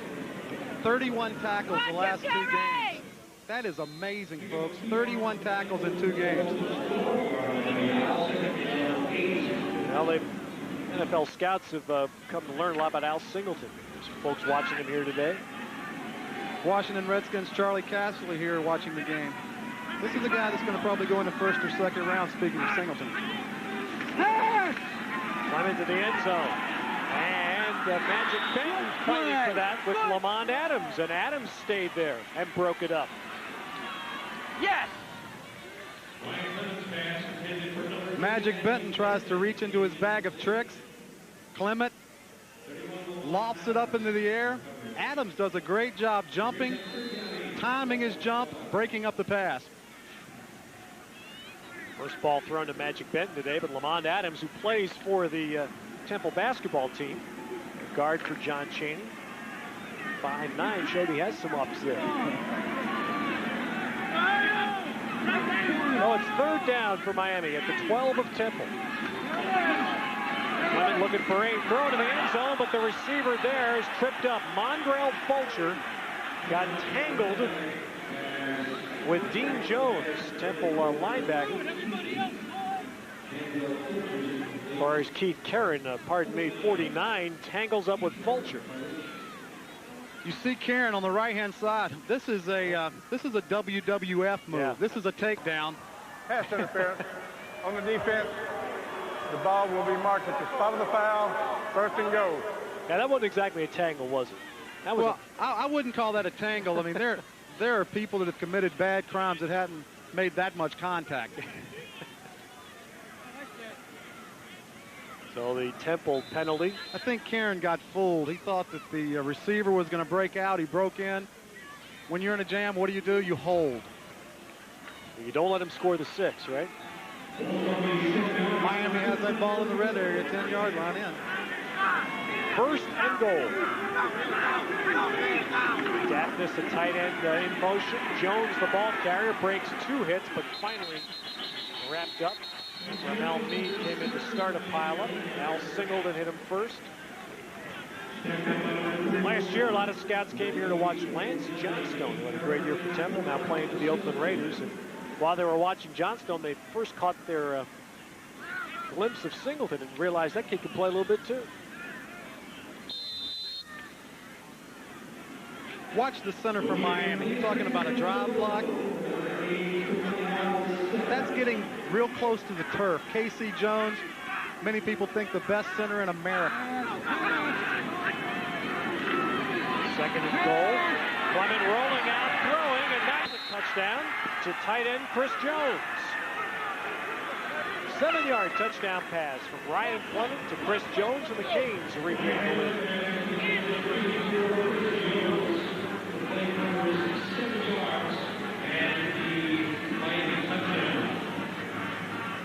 How important is a ball fake? Look at the Temple defense running with a running back. Clement out of the pocket. Jones with an easy catch and an easy score. You notice he doesn't lift that left shoulder very high. He keeps that thing below his head. And Crosland's PAT good, so Miami has regained the lead. Again, a long kick run back by Tremaine Mack set it up. 24-20, Miami.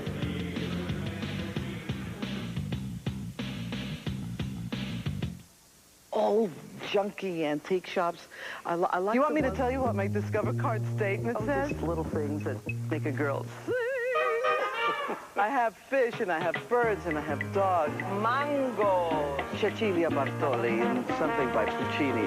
Floridita Cuban restaurant. Fabulous. Stuck to my diet a little bit. That cash bonus thing at the end. How many credit cards make a statement like that? I'll live a little. It pays to Discover. Use it where you see the Nova sign.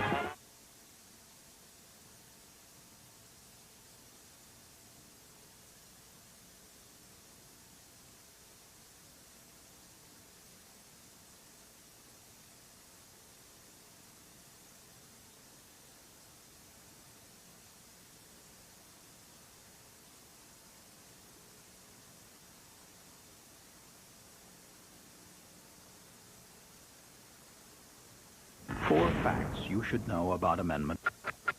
I'm a big Orlando Magic fan.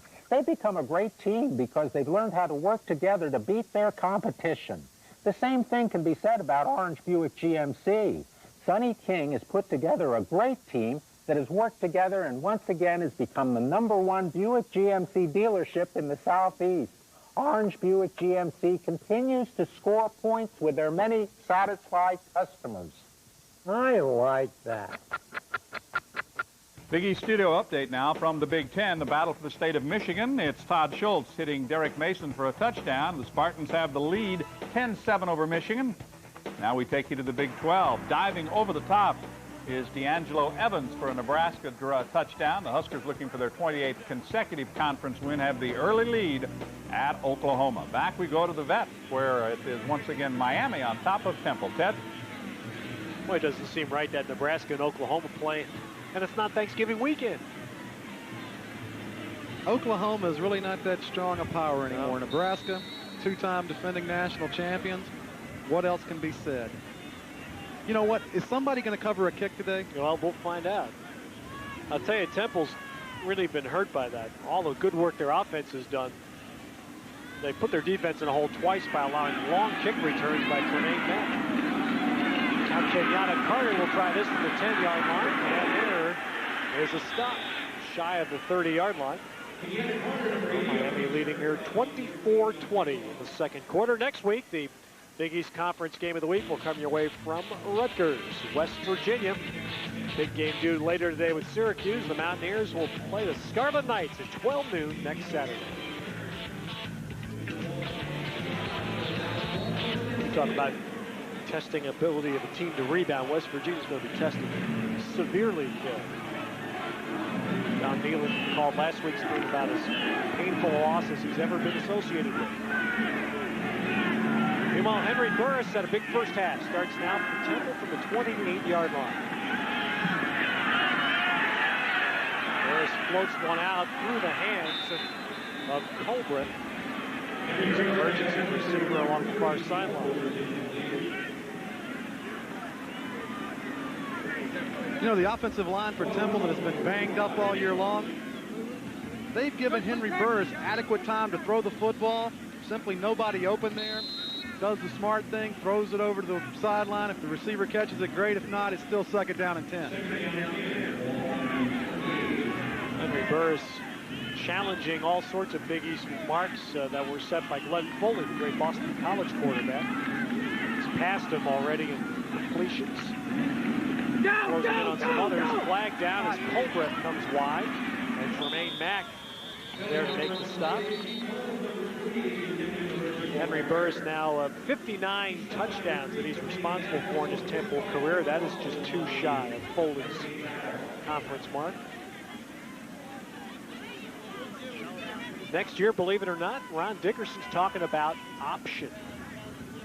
He has a young quarterback named Kevin Harvey from South New Jersey who's sitting out this year. Holding on the offense.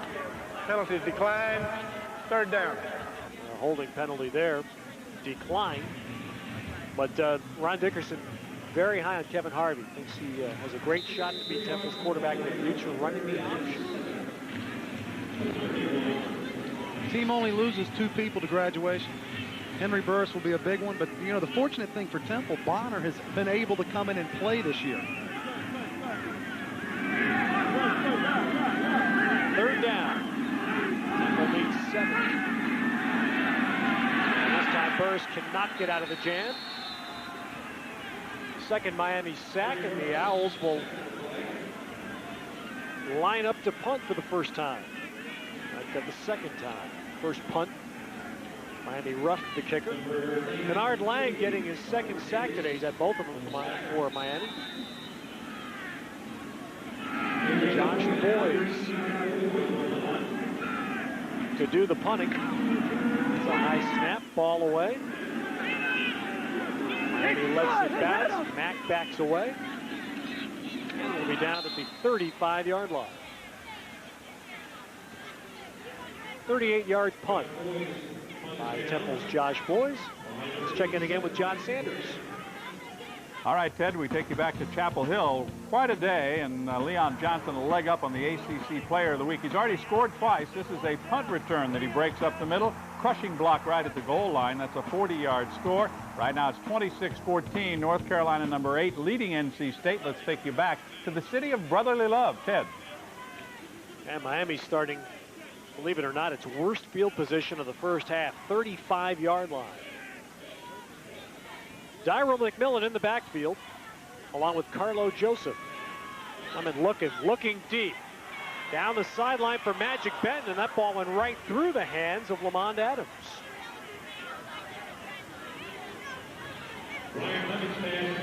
That would have been a tough catch by Adams, but certainly one he feels he should have intercepted.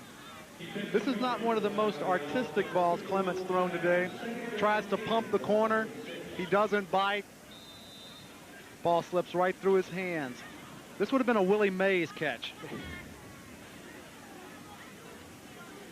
I get the idea Miami's really going for quick strikes, don't you? They've been gaining yards all day long in huge chunks.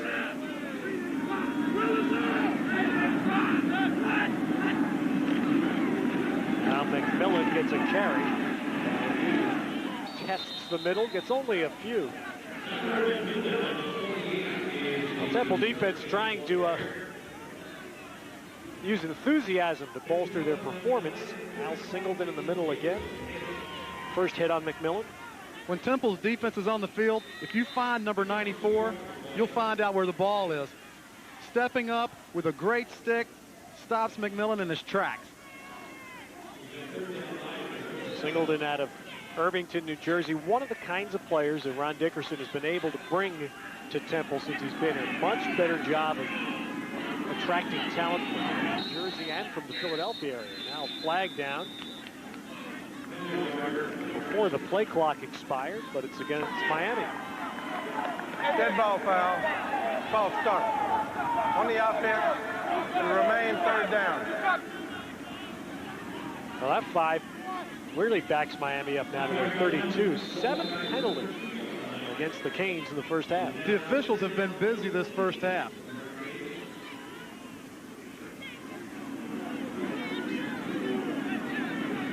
So now Miami has to go to a third down and long yardage play. They send Benton to the right. 2 wideouts left, including Green. 14. Out of the backfield, it's McMillan going wide. He's to the 40, but he is brought down a couple of yards short. In the open field, it was Corey Green making the hit for Temple. McMillan 2 yards shy, and the Canes will bring out their punt team for the first time. How about this? Back-to-back 3 and outs. Andy Crosland does both the place kicking and the punting for Miami. That has not happened in a long time. Timeout. Temple. That's Temple their second. Is going to take a timeout on a 4th down and 2. 24-20, Miami leading here late in the first half.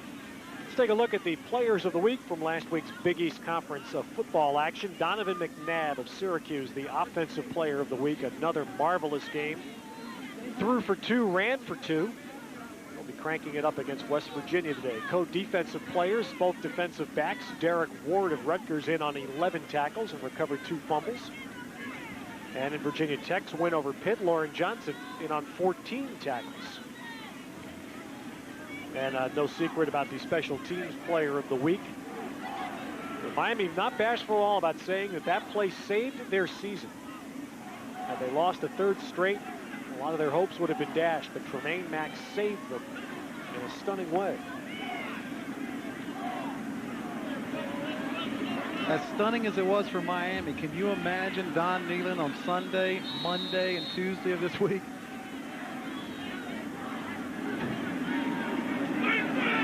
Now here's Crosland ready to punt. Temple with 1 man back. Trying to draw Miami, trying to draw Temple off. They don't do it. Crosland, the left footer, gets it away. Excel Lucas drops the fair catch, but the ball bounces right back to him at the 26-yard line. 31-yard punt. So the Owls will get it with 3:13 to play. In the first half, Temple has 1 timeout remaining, and Miami up by 4. It's for Ron Dickerson in many ways been a surprising first half, a positive first half. 3 touchdowns by his team, all generated by his offense. And they have plenty of time on the clock. If I'm Temple, I'm going back to running the football inside, trying to gain yards on the ground. And they start with Culbreth, and Culbreth gets it to the 30. Tony Coley, strong side linebacker for Miami on the hit. Eugene Culbreth from Long Island. Not scored a touchdown yet this year. Ramon Lee does the short yardage work.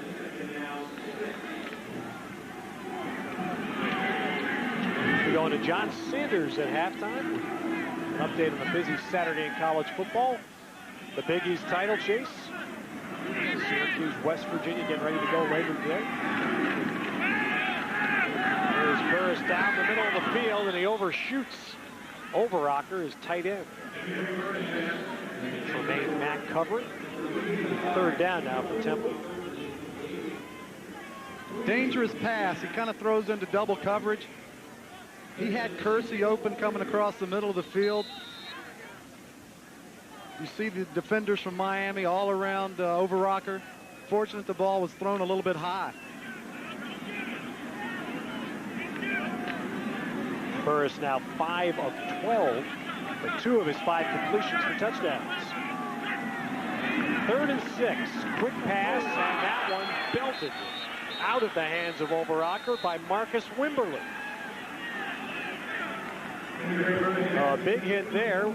Temple will punt. Miami's going to get the ball back with better than 2 minutes to go in the half. Wimberly makes up for the interference call earlier. You talk about sticking the Rydell on someone. What a hit. If you're Miami, I think you come after this punt and try and block it. See Mack.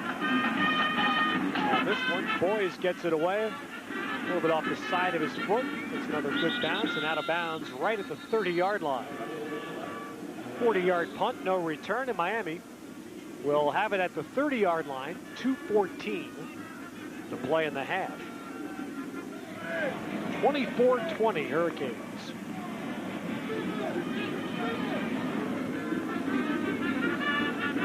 Well, they dodged West Virginia, but after their off week next week, they still have Virginia Tech, Boston College, and Syracuse. Ryan Clement, 9th in passing efficiency in the nation, starting this week's play. It's amazing that anybody has been more efficient throwing the football than Danny Werfel. Clement up over the middle, has his man in midfield, on the ball dropped, loose, and it's going to be ruled an incomplete pass. Chris Jones had it for a moment. Ball came free, and the ruling is incomplete. This call is obviously not a crowd favorite. Plenty of protection for Clement. Jones never had control of the ball. Great job by the officials. Stepped right in and made the call immediately. And what a great play by Singleton. We've seen him defend the run so well, but that time he was in pass coverage, and he's the one that reached in and knocked that ball away. 2nd and 10. Clement dumps it out for his fullback, but Nick Williams cannot hang on. Ball a little bit low. Not an efficient first half for Ryan Clement. And you have to wonder how much effect that separated left shoulder has on. He's been hit several times. And those are the type of injuries, once you get them started during the course of a game, they linger the entire time. 6 out of 15 for Clement. 5 balls have been dropped. Although, like that one, that was not a ball that was particularly well thrown. Minute 59 and a half.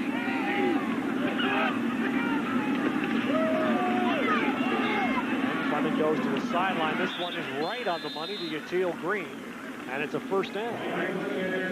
That ball thrown perfectly, and it's a first down at the 43. I'm sure Miami's offensive coordinator, Larry Coker, has to still be concerned, although his team is leading right now, their inability at running the football against a team that's given up a lot of yards this year.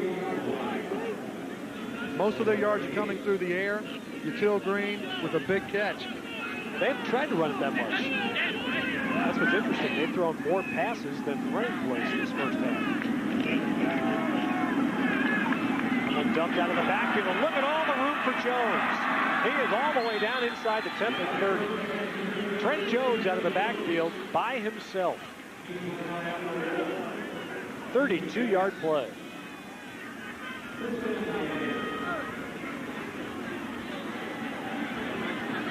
From the wideouts between Magic Benton and Yatil Green, better than 10 catches a game. Van Johnson, leading man for Temple, teams up with Kersey. Good combination as well. A minute 45, plenty of time here for the Canes. They're inside the Temple 30. Clement guns it over the middle, and that one is knocked away from Green. Coverage by Corey Green. That's interesting to me, Jeff. You look at Miami's only run 10 plays, 10 running plays in the first half, 18 pass plays. That's not the kind of mix you'd expect. It's not the kind of mix you would expect against a team that has not stopped the run against anybody this year. 5 of their 7 opponents have rushed for over 200 yards. Miami has not run the ball the past 3 weeks.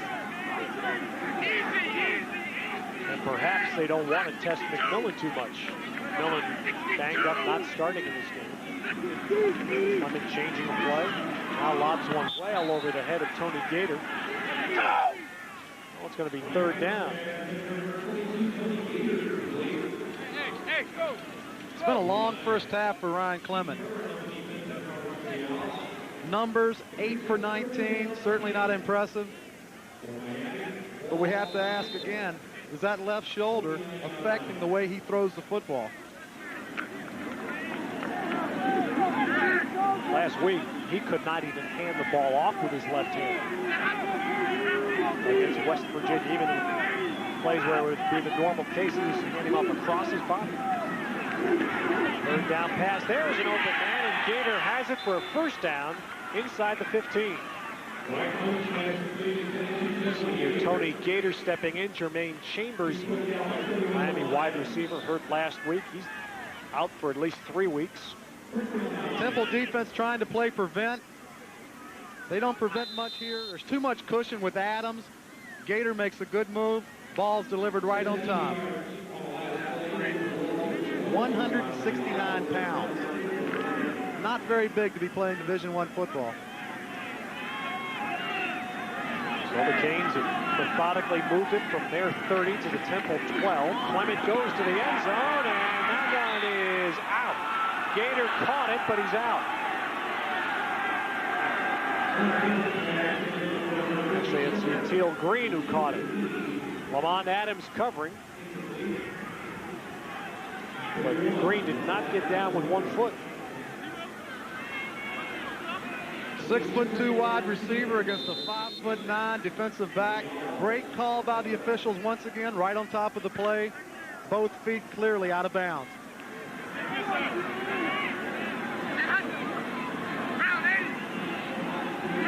Second down at the 12. Miami has not run a play in this series. There's a pass to Nick Williams, and that is inside the 5, down to about the 2. For Marcus Counts brings him down. It is a first down.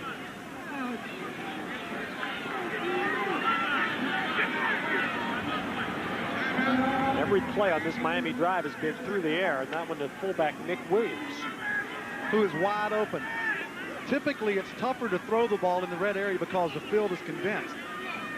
Obviously, the underneath coverage of Temple has been horrendous on this drive. Earlier, the big gain by Jones. And obviously, this one with Williams, it sets the ball up at the 1-yard line. Timeout taken with 1 minute and 18 seconds to play in the half. Miami trying to add to a 4-point lead.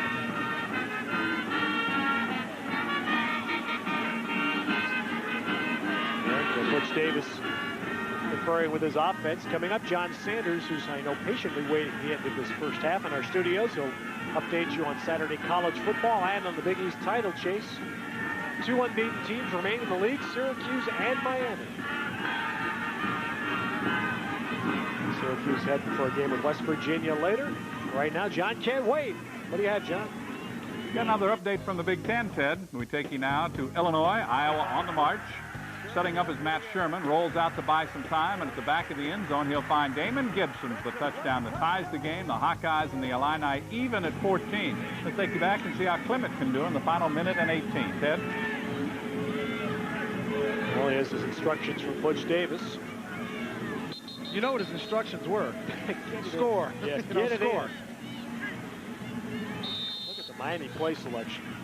And that's against a Temple team that's allowing its opponents to average 5.3 yards every running play.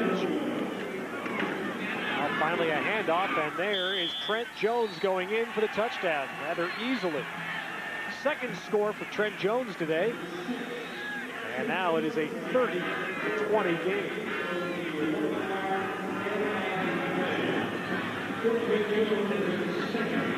Finally decide to run the football.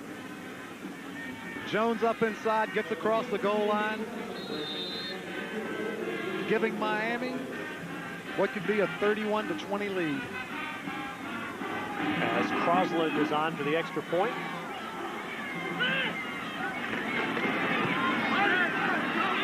And he puts through His fourth so far in this half. 31-20 Miami. Methodical 70-yard drive. All but the last yard and a half through the air. 10 plays. And believe it or not, 10 plays, it took 1 minute and 1 second off the game clock.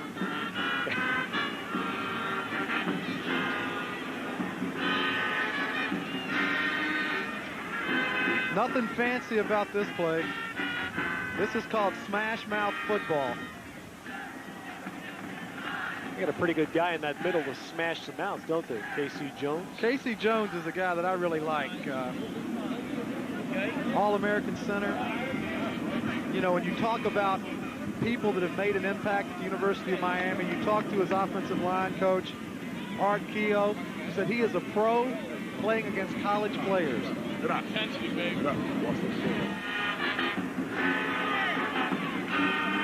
Well, right now, Miami has been coldly efficient on offense. Not having spectacular plays, but that drive really a case of Miami showing how easy it has been for them. 31-20 as Gaetan will kick it. Bangs one along the turf. Temple going to pick that football up. Did they? Finally, somebody falls on it right at the 25-yard line. Sometimes that thing can be awfully hard to pick up, can't it?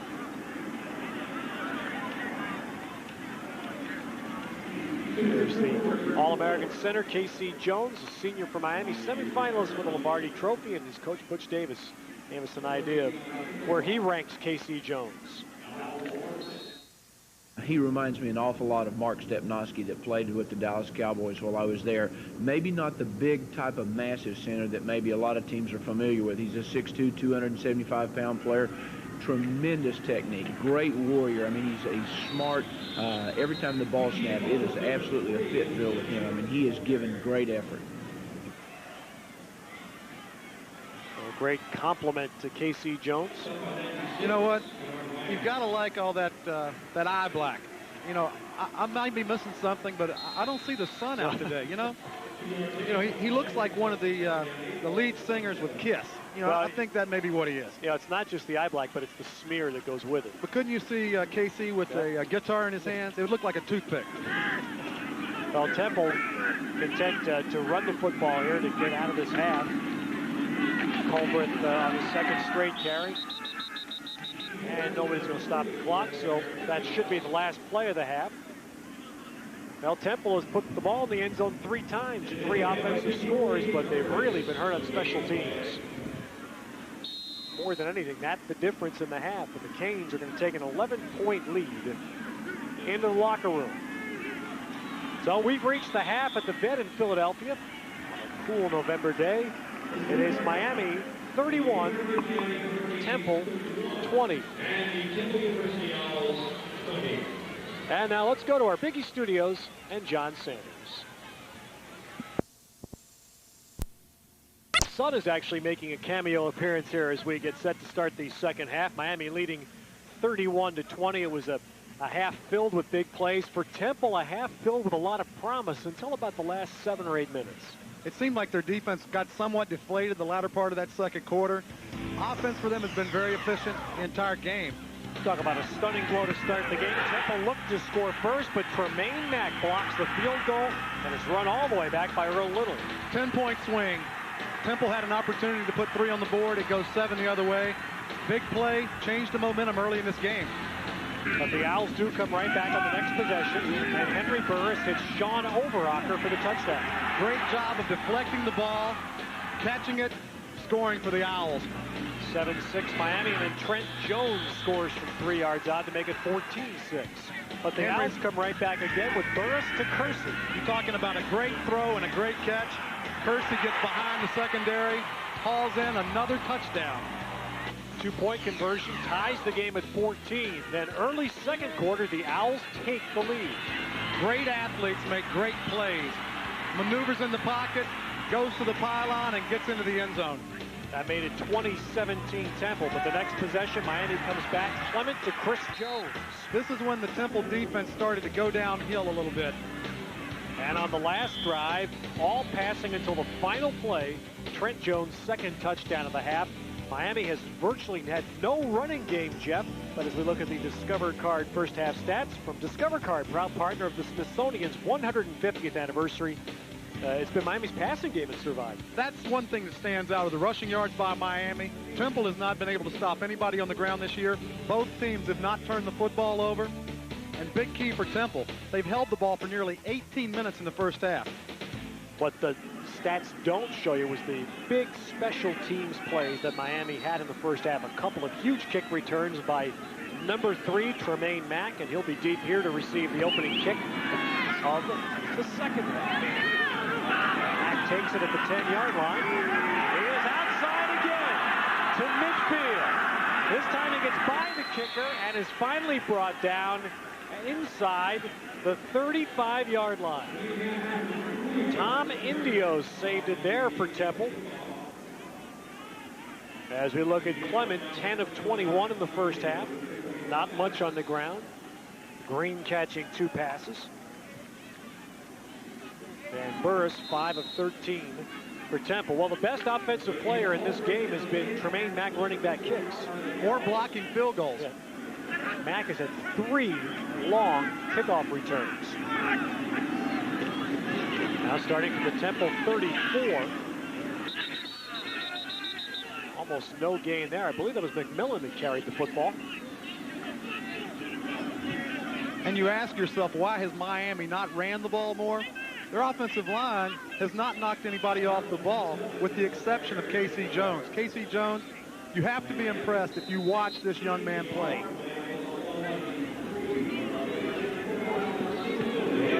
Talking about those kickoff returns, Ted, being a track meet, I had to kind of slide this in here. Ted will be running in the New York Marathon tomorrow, so we'd like to wish him good luck.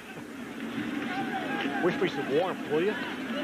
Here's Clement's pass, boy, into a lot of traffic, and the teal green had it jarred loose. That's why I've got this little winter coat on my chin here. Warm. I am amazed that anybody can run 26 miles, 385 yards. I can't even ride in a car that long. It does seem like Tremaine Mack's running about that far today. He's ran a marathon on kickoff returns, no question about it. 3 long ones today that have made Miami's life a lot easier. 3rd down and 9, Temple 33. And Clement with the dump, caught out of the backfield, but Nick Williams will be brought down at the 28. It's going to be about 4 yards short. Al Singleton and Dead Drake Epps combine on the hit.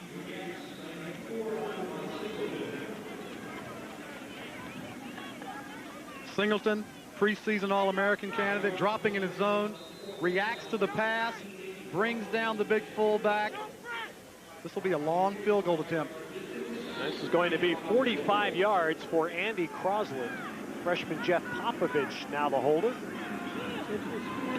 And the left footer puts it down on the way, and it is good. Andy Crosland with a 45-yard field goal. So the Canes again take advantage of a great kick return by Tremaine Mack. And 3 more add to the lead. It's 34-20 Miami. Raisins, the raisin cereal with the big crunch. And by Discus Athletic Activewear. Discus Athletic, the one thing to wear for every sport.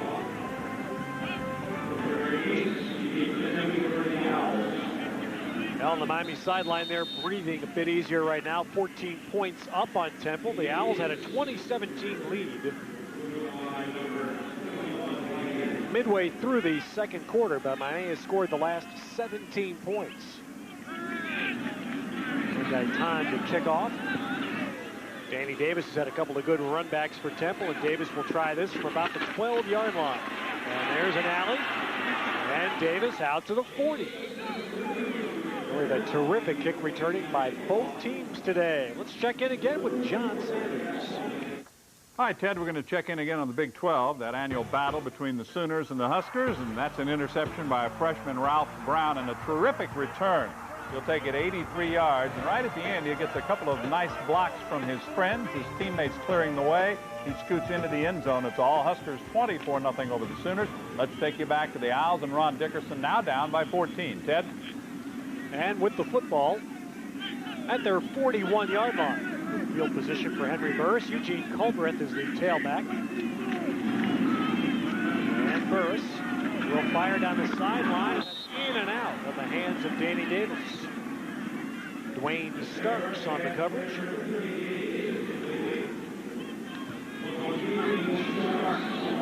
Henry Burris is pointing at himself as if he overled his receiver. Danny Davis with an opportunity to make a play. Starks, the fastest guy on Miami's team, runs a 40 in a mere 4.22 seconds. You're talking quick. He can turn the lights out in his bedroom and be under the sheets before the room gets dark. Give on second down. Davis up the middle, lost the football, and that one goes to Miami.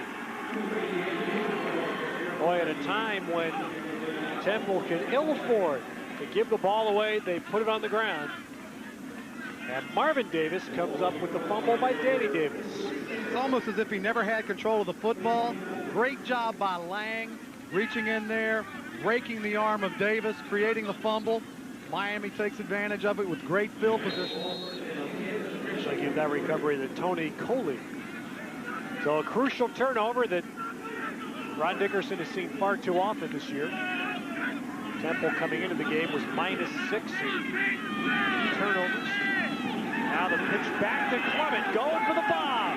He's got Gator out there. Touchdown, Miami. 43 yards on the flea flicker, and Tony Gator has his 5th touchdown pass, and the Canes have scored 40. We still have nearly a half to go.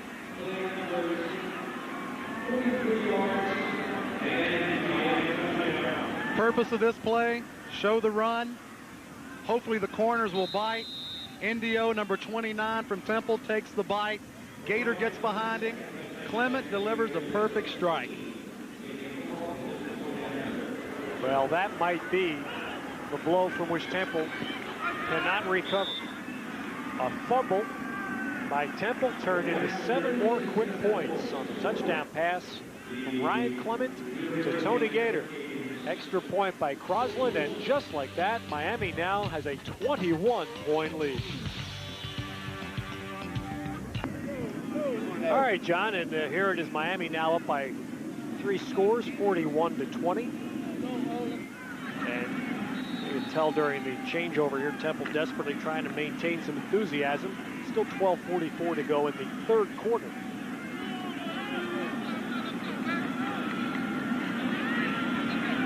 Time to kick. And Danny Davis is going to get another opportunity for Temple, this time starting back near the 2-yard line. And there's the kind of kick cover you like. Davis barely crossing the 15-yard line. Jack Hallman, who's been about the first guy down on kick cover teams for Miami today. And you wonder what it's like to cover kicks. You run 50 or 60 yards full speed. You make collisions. There you go. Special teams captain for Miami. And this Miami team had problems covering kicks early in the game. Been very solid the last couple of times. So Temple now backed up the start from their 16-yard line. And Burris gives it up the middle. Ramad Lee, and he moves it across the 20. The Owls played an error-free first half. No turnovers.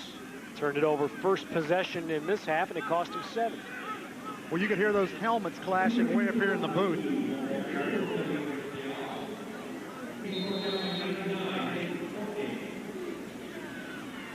So you want your kids to play football. Listen to this. That's why you wear helmets. That game's not for everybody. 2nd and 3. And Lee has a first down. So Temple back to that running game that served them well through much of the first half. Lee brought down by Chris Gibson at the 31. The thing you like about your running back, run north and south, gain positive yardage. Lee is a big, powerful guy. Getting up inside. Don't try and outrun Miami to the boundary. Run right at those defensive tackles.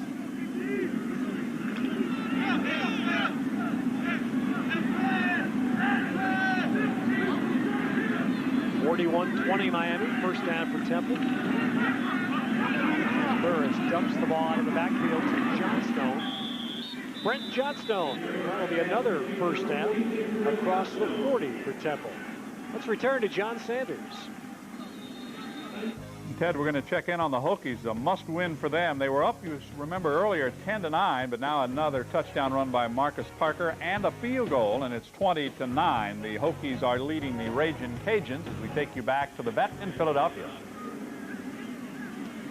Well, the Hokies know they've got a chance. Shot at Miami coming up in a couple of weeks. Repair work being done on the Temple sidelines. First down, the Owls have moved it out now to the 43, but there's a fumbled snap, and Miami says they've got it.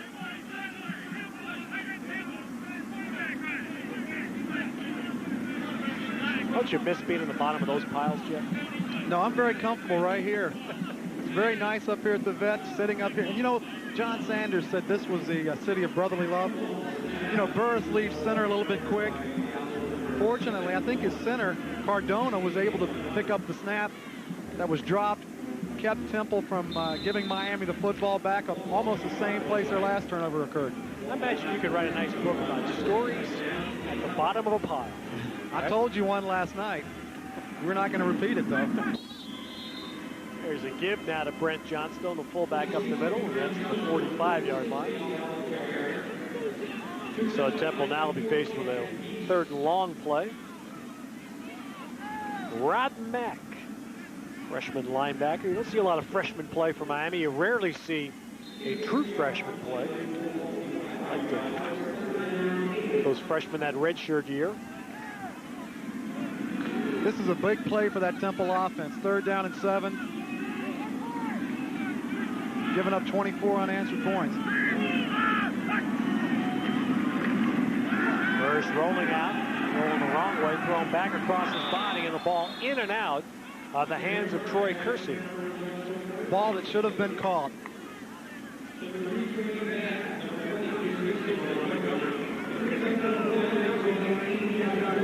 You don't realize how hard it is to do what Henry Burris just does. Rolling to his left, right-handed quarterback throws across his body, puts the ball right where Kersey should catch it. Blown opportunity for the Temple offense. Well, Burris has gone the distance for Temple here in the 3rd quarter. Split time last week with Bonner. A high snap, and Boyd's going to have to try to run the football. He got by a couple, but is finally brought down by Gibson of Miami. And the Canes will take over at the 41 of Temple. And the nightmare day for the Temple special teams continues. Started with a high snap, and it's been apparent. Field goals, extra points. Your punter has very little chance. Miami is coming after it. You don't want to see your punter turn into a running back. Well, I tell you, Jeff, you know, Miami's a better football team, there's no question, but if you took special teams out of this game, it's been pretty even. Miami has just crushed Temple in special teams. 33.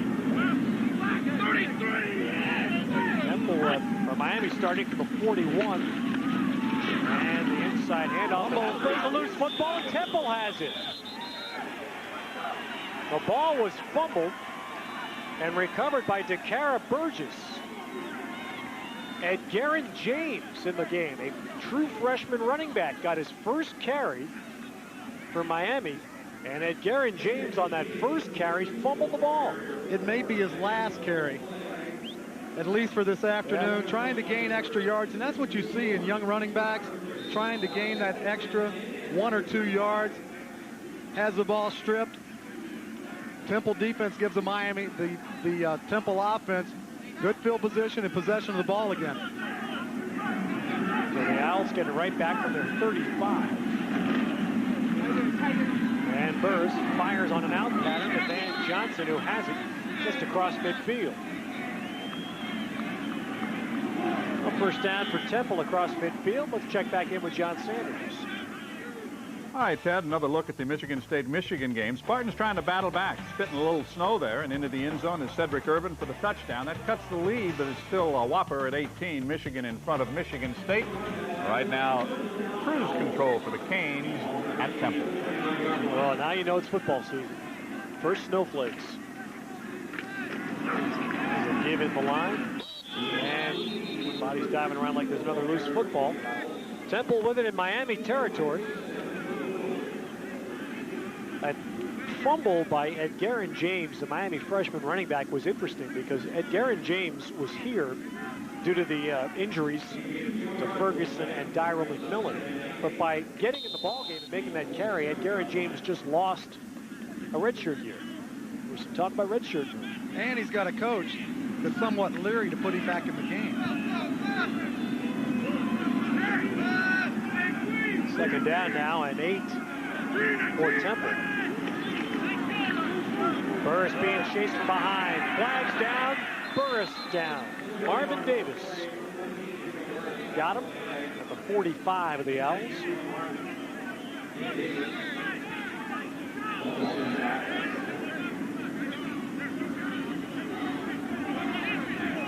Davis may have been offsides. Got back in the backfield very quickly. You talk about speed out of that Miami defensive line, running down Burris. Still waiting for the call. Illegal motion on the offense. Penalties declined. Play third down. So the Canes take the sack. Burris had been sacked 25 times coming in. He's gone down 3 more today. I like the fact that Ron Dickerson is letting him play, though. Burris has had a great career. And these last couple of games, particularly the home games, you'd like to see the senior quarterback get his chance.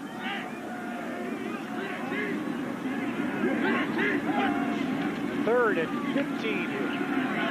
Dump to Johnstone underneath. He'll be wrapped up across midfield, but well short of the first down marker. Rob Mack on the tackle for Miami.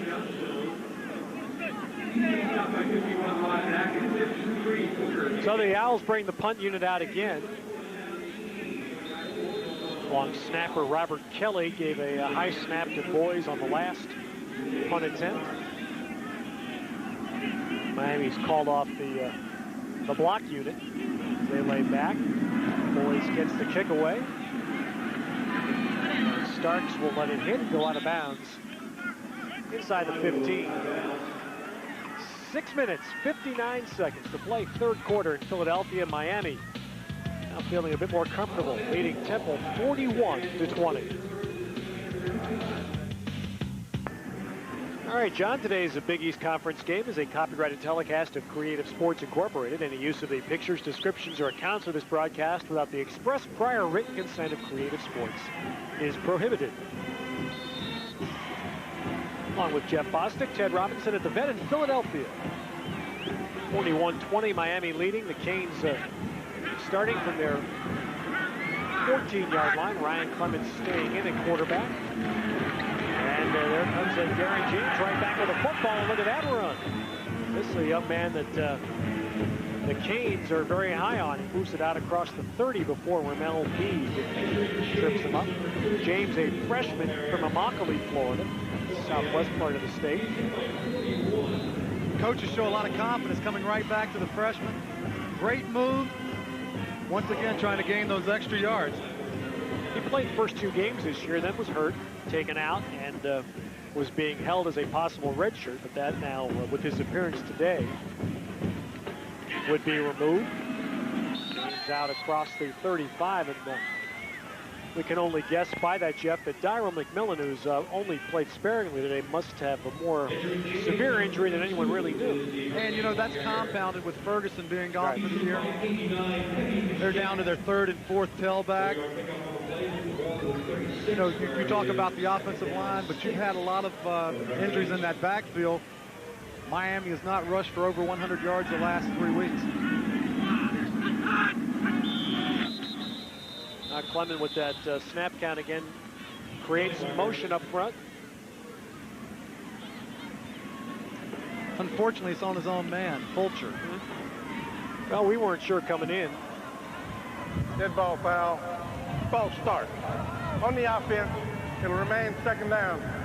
How much shuffling we'd see for the quarterbacks for both teams, and both quarterbacks so far have taken every snap.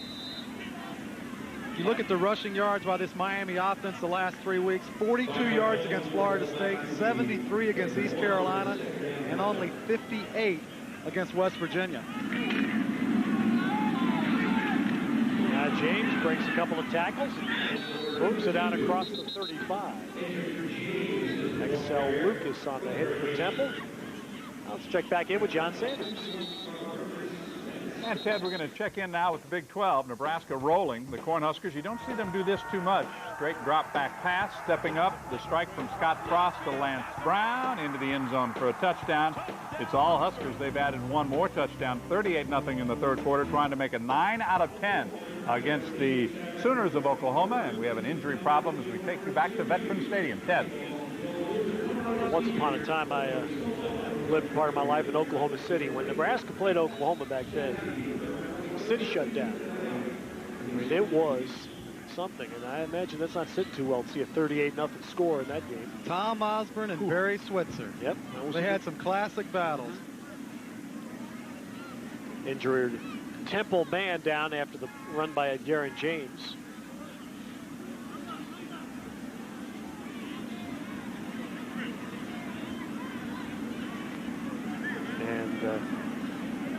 If that's Lucas, you can see that his own man on the tackle, DeCara Burgess, rolled over him. Lucas from Newark, Delaware, one of the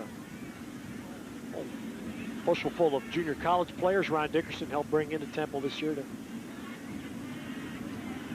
reinforce this football team. It's good to see he's putting weight on his ankle. Now there is the Big East. The last 4 years, the Canes mentioned really since take it back to 91, the first year of Big East football, 28-2 Miami.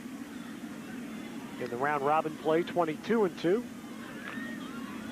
And then at the other end of it is Temple with 1 win and 24 losses. Well, this past week has been, as it seems to be the case often here in Philadelphia now, a lot of talk about the future of football here. Future of as a 1A team. And that's probably talked more about here than the school would like it to be. As Clement drills the ball to the far sideline, and that's going to be across midfield. And another Miami first down. Magic Benton makes his first catch of the day. Well, early in the year, Magic Benton, when Uteal Green was out those first couple of games, was a key target for Ryan Clements. And you talk about the Temple football program, should they be playing Division I? Look at the schedule this team plays against. At some point during the season, they're going to play 5 teams that were ranked in the top 25 in the country. Tough schedule. And this has been a struggling football program for a number of years.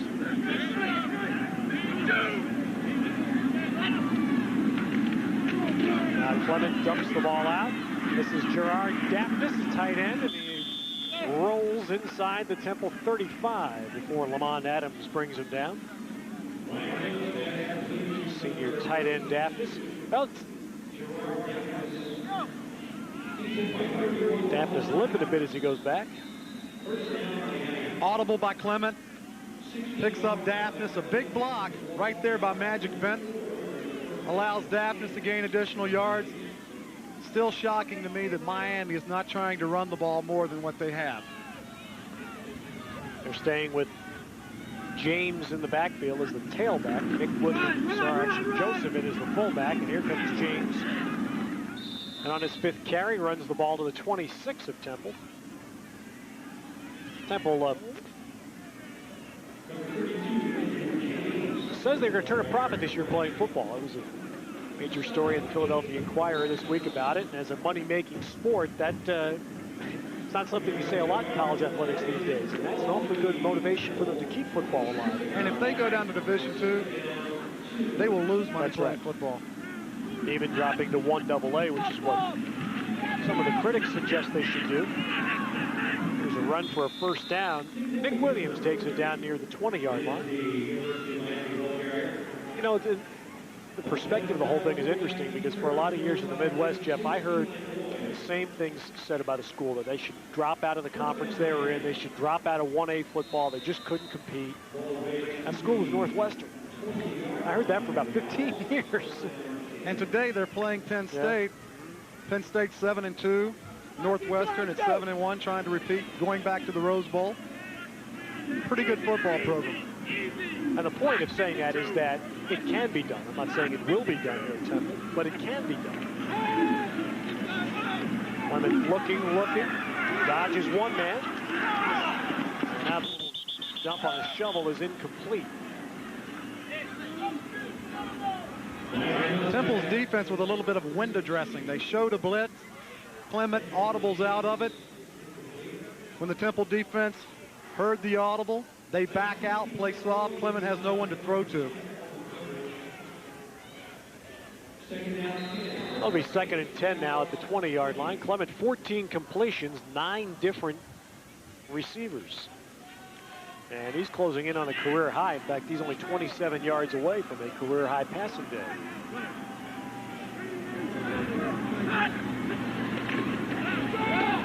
Here's James. And James, look at that drive. Great drive inside the 15. He's already over 50 yards. Easily the leading runner for Miami today. You talk about McMillan being the future at the tailback position. You better take a look at James. Great feet in the hole. Able to buy time, slipping and sliding through the offensive line. Very nifty little runner. Watch his feet. He buys time, just zig, zag, shows a little bit of power. That's Singleton. He's moving back.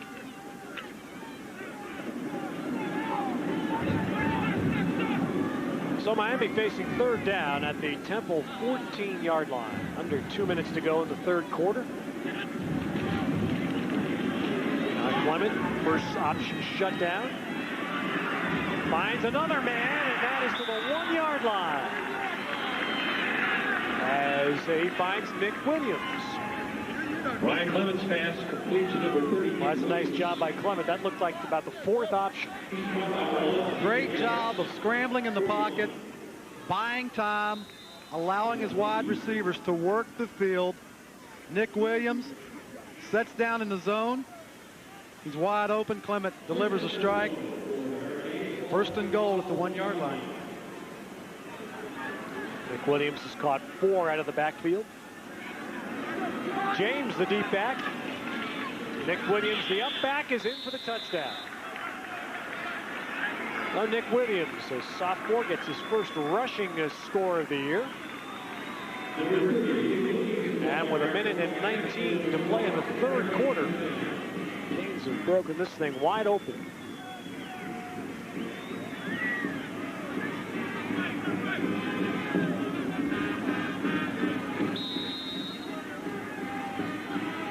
They rotate a lot of different offensive linemen in and out, Jeff. They really have 2 different units, but the one constant's the center. Yeah, I was talking to K.C. Jones yesterday. He says, yeah, we play 9 offensive linemen.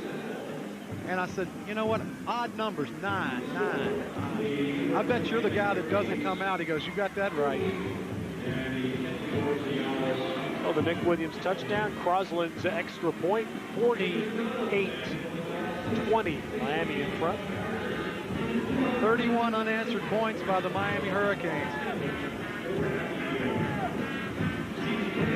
Well, this is a team, as I mentioned, is looking much forward to an off week next week before they enter the final 3 games that will determine where they finish in the Big East, where they play in the bowls this year.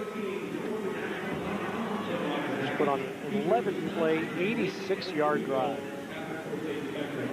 That was a great drive. That drive and the 70-yard drive at the end of the first half were just great examples of offensive efficiency. And that's what Miami faces. Virginia Tech at home on the 16th. Boston College at home, and then the closeout game. And after what Miami did to Syracuse last year in the last game, don't you think the Carry Dome's going to be ready for them? That's a brutal schedule to end this season.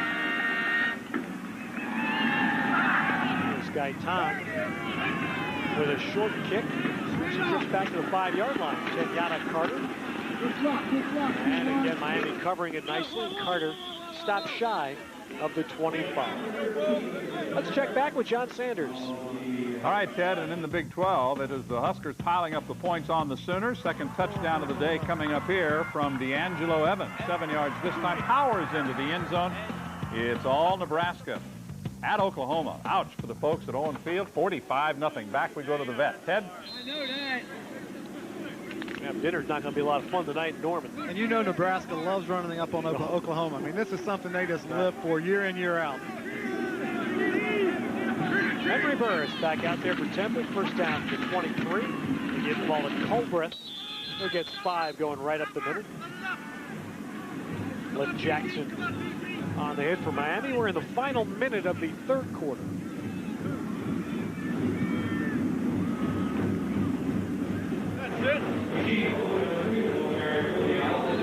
The Owls have 2 games to play, and they'll be hoping one of those 2 games, although tough foes ahead, Boston College and Syracuse, and they're going to be able to get 1 conference win to take home.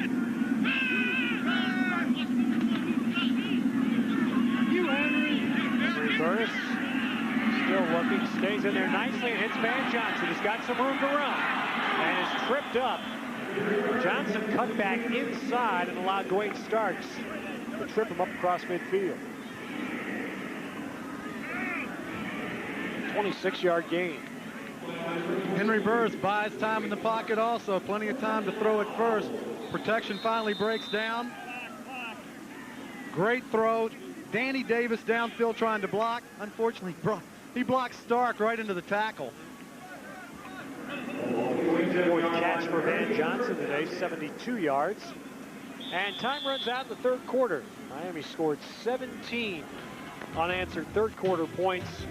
And after 3 in Philadelphia, the Canes lead 48-20.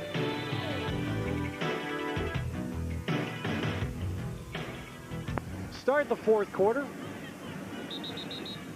On a cool day, but a really good football day in Philadelphia. The sun has come out during the middle of the afternoon. Not a lot of wind. Wild plays early in this game. Temple actually led this game 20-17 midway through the second quarter. Henry Burris play fake. Moves the ball to the far side to Sean Overacker, and the tight end dancing along the far sideline as a first down inside the Miami 35. Rod Mack making the hit, 14-yard gain.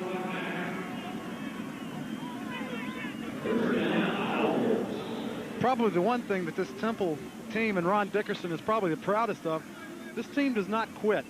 You know, he talked about, you know, the losing and how sick they get of it, the character building. This is a team that stays with it. They stick into the games, and with the exception of one game, they've really not been blown out this year.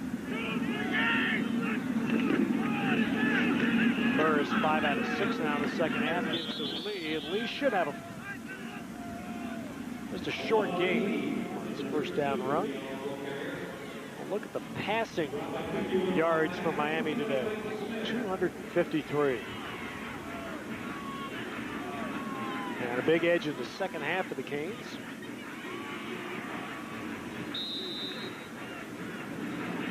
One win for Temple was against Eastern Michigan, their first game this year. They had a tough loss to Washington State. The frustrating game for them was the loss to Bowling Green right before the Big East season started. Burris lobbing one for the end zone. Kersey out there, and he just cannot run it down. Let's go back now to John Sanders. All right, Ted, let's update the Southeastern Conference. Tennessee and South Carolina, Gamecocks at the 2. Good play action fake here by Anthony Wright, and it's Trevor Matthews, the tight end, for the touchdown, and they've moved back within 7 of the Volunteers. Let's take you back to Veterans Stadium, see what Burris can do. It's going to be third down and 10. One thing Ron Dickerson says about the Temple team and the Temple program that he is proud of is his ability to recruit here in Philadelphia and South Jersey. That's the biggest stride as Burris now takes a timeout. that he has been able to make during his 5 years at Temple. Timeout, Temple. And when you do that, you're recruiting against some big fellas. You're recruiting against Penn State. And the thing when Ron Dickerson, we'll leave this thought, we'll come back in just a minute. And we're early in the fourth quarter in Philadelphia. Miami, not a sailing game. They're leading 48-20. Miami up 48-20 early fourth quarter, and now the Discus student athletes of the game, brought to you by Discus Athletic Activewear. Discus Athletic salutes the superior performances of these student athletes, both on and off the field. Discus Athletic proud to be associated with the outstanding versatility that makes these players unique. From Miami today, linebacker Twan Russell, majoring in broadcast journalism and completed his degree requirements last summer. Place kicker Zane Mikowski, a 3.6 student in accounting at Temple University. Third down for Temple and 10 at the Miami 34. Headed into a fourth quarter. Burris stepping up, feeling the heat, and not letting go. Kennard Lang with his third sack today. You know, he's a relentless pass rusher. He and Holmes are the bookend ends of this defense. They have a meeting back at Henry Burris. Protection pretty good at first. He just takes the Temple offensive tackle and drives him back into the quarterback. Shucks him, makes the tackle, third sack of the day for Lang. Is he a Sunday player? You're going to see him playing on Sunday in a couple of years. Only a junior. Butch Davis will have him back next year. Here's the punt by Josh Boys on fourth down. Fair catch called and taken by Dwayne Starks. About the 12-yard line, 25-yard punt. Miami 48 and Temple 20 at the Vet in Philadelphia. Early fourth quarter. More Big East football comes your way. Stay with us. Well, thanks, John. Miami with the 17 points in the third quarter. Without an answer from Temple, they also had the last 14 of the first half. And now Scott Covington takes over as the Canes quarterback. Ryan Clement had a very good 3 quarters. And then Darren James is having a big second half, keeps breaking hits. And James runs for a first down. Miami with some wholesale changes. The entire offensive line is new. Covington in at quarterback. Miami fans have to be excited about number 32, James. An exciting young running back, a freshman. Slick feet, shifty little runner. Shows a little bit of power also. James did not play until the second half and has already run for 64 yards. He may be the rushing attack they've been looking for. First down for Miami. Covington pitching to James again. James run out after a short game. Ramel Mead making the hit for Temple. Well, James part of a recruiting class for Butch Davis this past year that was not big in numbers, but the Canes are very proud of what they accomplished with 13 players. I think they got a lot of quality. They've got a lot of, you know what he does? Somewhat different than what's happened in Miami in the past. He is recruiting character. Starts with character, then it goes to what type of football player are you?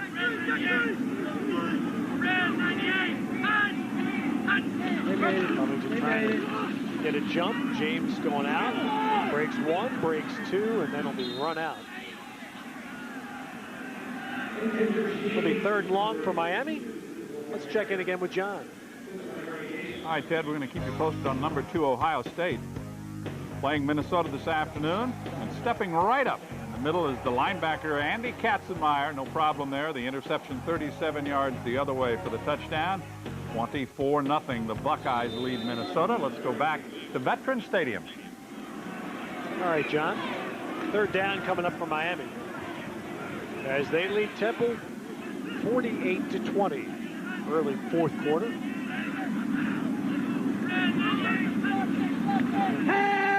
Now Covington feeling some backside heat, but makes the completion to Tony Gator. And that ball's out across the 45 for another first down. 13 yards on the pass to Gator. Gator's been active. Covington filling in for Clement, sits in the pocket. Gator gets in front of Meade. Big game for the Miami offense. 4 catches for Gator now. First completion for Covington.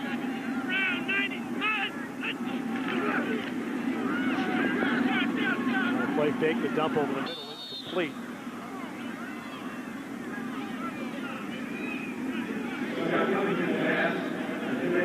Big East Conference football action next week comes from Rutgers as the Scarlet Knights will host West Virginia, 12 noon next Saturday.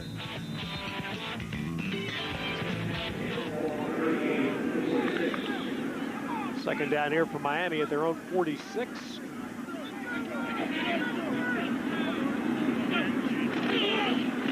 Covington gives to James on the delay. And James keeps breaking tackles. He's in the secondary. And James is going to be caught from behind, but he runs it all the way down near the 10. Caught from behind by Singleton. Whew, this guy is all over the field. We talked to Ron Dickerson yesterday. I said, how fast is Singleton? So he runs about a 4.5 40. Amazing for a guy that's 230 pounds. You have to love James. Look at these feet. His feet are always churning. You know, an arm tackle is not going to bring him down. Watch the hustle of the senior Singleton. Isn't that amazing? And look what he did. He went for the ball, too. Tried to strip the football. Al Singleton yesterday found out that he's going to play the Senior Bowl this year. There's Carlo Joseph going in for the Miami touchdown. Sophomore Carlo Joseph, Pompano Beach, gets his first Kings touchdown. And Miami's broken the 50 mark today. The team has had problems stopping the run all year long. A little bit of holding up front. It's only holding when you get called. Carlo Joseph gets it in the end zone. The key was it's just a little bit. Just a little bit of holding. You know, your hand accidentally gets entwined in that jersey. There's the first mistake on special teams for Miami today. The old forward lateral try. That's a good trick. And that'll blow the play dead. That is a missed extra point by the Canes. And at this juncture does not matter much.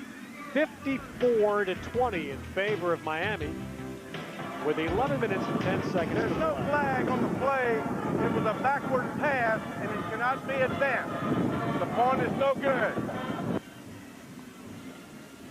Well, we'll continue from Philadelphia now that we've all been fortified by that explanation. Well, the Owls had a lot of life in the first half. Actually led this game 20-17 midway through the second quarter, but reality has been hammered home since. As Gaitan lifts a kick. And the kick returner for Temple is Juan Gaddy. Comes to the near side, and Gaddy is out to the 25-yard line. Or he's eased out of bounds. We're talking about Butch Davis, Jeff. Job he's done in Miami, the character that he's brought to this program. And it started the very first day he met with his new team. And he went in and expressed to his team that things were going to be different. There were going to be some rules. Somebody raised their hand from the back of the room and said, "Coach, can we still celebrate when we score a touchdown?" And Butch Davis looked right back at him and said, "You ever watch Jerry Rice play?" He said, "Yes, I do." He said, "What does Jerry Rice do when he scores a touchdown?" And there was no answer. And Butch went on and said, "He hands the ball to the ref." That's what we'll do here, too. You got to like Butch Davis. He is not a person that's going to stand back. He's going to make a decision. He had a star wide receiver, Jamie German. Let's check in again with John Sanders. All right, Ted, and we're going to update Michigan State and Michigan. The Spartans trying to battle back in this one. Rolling out is Todd Schultz, and he will find Najee Carter for a Michigan State touchdown, but Michigan still has the lead, 35-23 in the fourth quarter. Back we go to Butch Davis and the Canes leading by plenty. And Miami defending here on a 2nd and 2. Temple giving it to Colbert, who has a first down out across the 40. Getting back to Butch Davis, you know, he had a wide receiver, Jamie German, probably the best wide receiver on his team, involved in some off-the-field altercations. Butch Davis stepped right in. His punishment was swift. Suspended the player for the entire year. He's currently redshirted. Will be back with the Hurricanes next year. You like that in a coach. He makes a decision. He tells the team what the rules are, and these are what they are, and you live by them. First down now as Henry Burris goes back, and his dump out to Culbreth incomplete. Well, in today's day and age, Jeff, I think Butch Davis does something else. Now, he walks into a room to talk to football players, and he's got a wedding ring on one hand. He's got a ring on the other hand. That's big. You know, very big and very shiny. Let's go grab somebody's attention. Butch Davis was an excellent defensive football coach with Dallas. We played against him many times. You know, he coached on a system that, you know, you look at the guys who were on it. Jimmy Johnson was the head coach. North Turner was the offensive coordinator.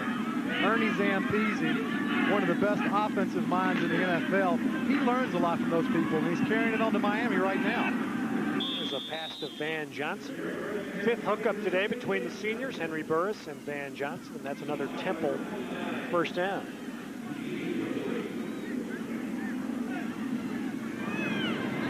Ryan Clement today, just 14 yards shy of a career high in yardage. 2 touchdowns. Tony Gator with 4 catches, and he can use that bottom one simply as Edgerrin James. He capped the game in the second half, and he's already over 100 yards. This young man will get some extra carries down the line when they play Boston College. They've got Syracuse to wind up the season. Some big games coming up. On the reverse, and brought down for a loss, Kenyatta Carter, and a terrific play by the special teams expert, Jack Holman. Got a great day on kick cover. Now getting into the defensive backfield makes a big play. You know, the reverse fools everybody, but Jack Holman, special teams player, shoots up out of the secondary. Great job of open field tackling. You know, it takes something special to play special teams. You're running 40 and 50 yards at a clip, full speed, people hitting you from every angle.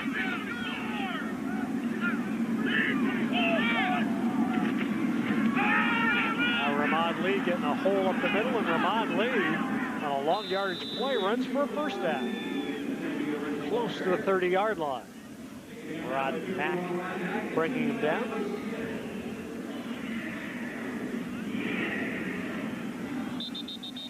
Ramon Lee came to Temple out of Southern California, Moreno Valley. Part of the breadth of Ron Dickerson's ability to recruit.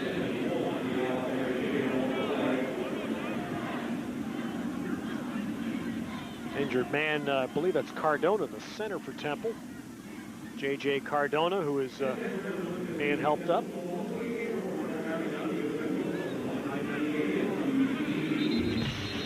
We have 8 minutes and 45 seconds remaining in Philadelphia. 54-20 Miami.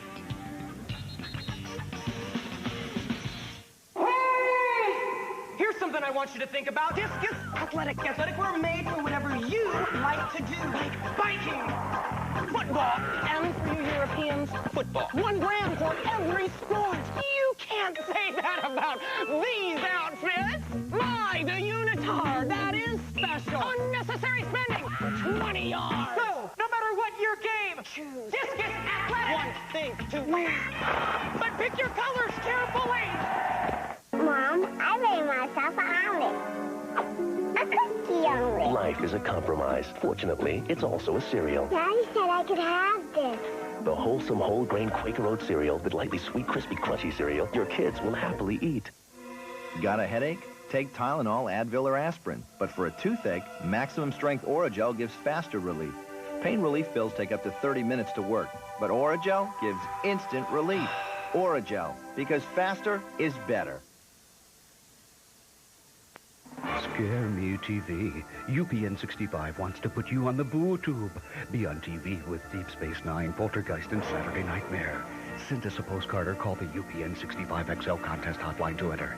Then watch Deep Space Nine starting November 6th to see if your name is on the air. Call Doc and Johnny on XL 106.7 when they ask, and you're a Scare Me TV finalist. 4 winners will be picked to be on TV starting November 13th. Scare Me TV with XL 106.7 and UPN 65. Back at the vet in Philadelphia, 54-20, Miami leading. Still 8.5 minutes remaining, and Temple moving at the 31-yard line of Miami. And Burris giving it to Ramad Lee, and he got wrapped up quickly. Miami sprinkling reserves in liberally.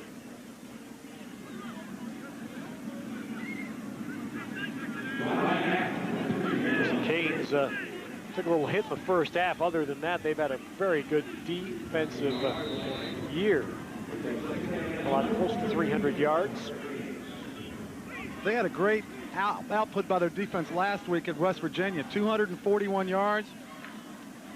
A game that I'm sure saved their season. And the only touchdown they allowed last week was an interception right back. Setting it up. Burris out to the far side, incomplete. Off the hands of Danny Davis. Covered by Nate Brooks. You know, Ted, you spoke earlier about Ron Dickerson, his ability to recruit right here in Philadelphia and New Jersey. I think the key you have with Temple, you have a program that's struggling. If you're a young kid in high school, do you go to Penn State and spend 2 or 3 years on the bench? Or do you come to a program like Temple and try and make a difference and get immediate playing time as a freshman? Of course, in football, the problem is you probably have to get about a dozen kids at the same time that you can convince to do that. Burris fires, and that one is caught by Van Johnson. It'll be a first down at the 17-yard line. You alluded to a name earlier, though. There is a young quarterback by the name of Kevin Harvey that Ron Dickerson made a point of mentioning yesterday. He said, option quarterback is probably going to be our man next year. He's a student at Temple this year, not eligible to participate on the football team, but he will be next year. That's what keeps, I guess that's the hope you get. You can attract a player with those kinds of skills.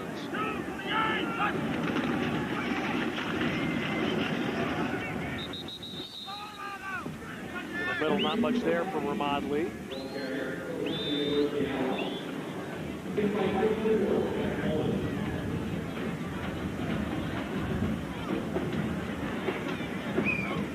You know, somewhat switching gears, how big a win was it Thursday night for the Pittsburgh program and Johnny Majors? You know, new athletic director at Pittsburgh. Does that save Johnny Majors' job? On the other side of it, Boston College loses a game they're favored to win. Does that spell the end for Dan Henning? Well, it's November. That's once you start getting these questions asked. And oftentimes answered. Henry Burris stripped as he's trying to throw the football, and they're going to say his arm was moving forward. It will be an incomplete pass.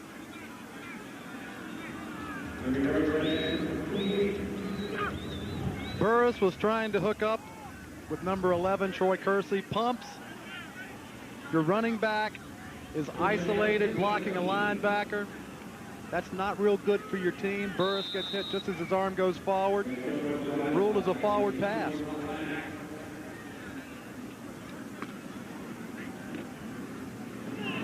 .6:11 to play. Burris has taken every snap today after splitting time last week and several games this year with sophomore Pat Bonner.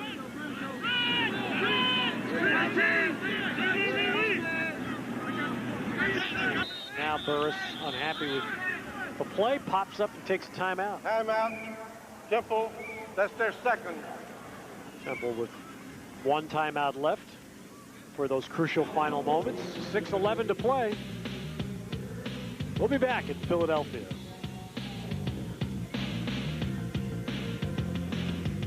Welcome back to Philadelphia, where Miami and Temple had a wild first half. In fact, Temple had 3 scoring drives on offense in the first quarter and a half, led briefly 20-17, but Miami's offense struck back 2 scores by halftime. They've been all Hurricanes here in the second half. This is Temple's best advance of the football in the second half at the Miami 17-yard line, as that play has all kinds of troubles getting going.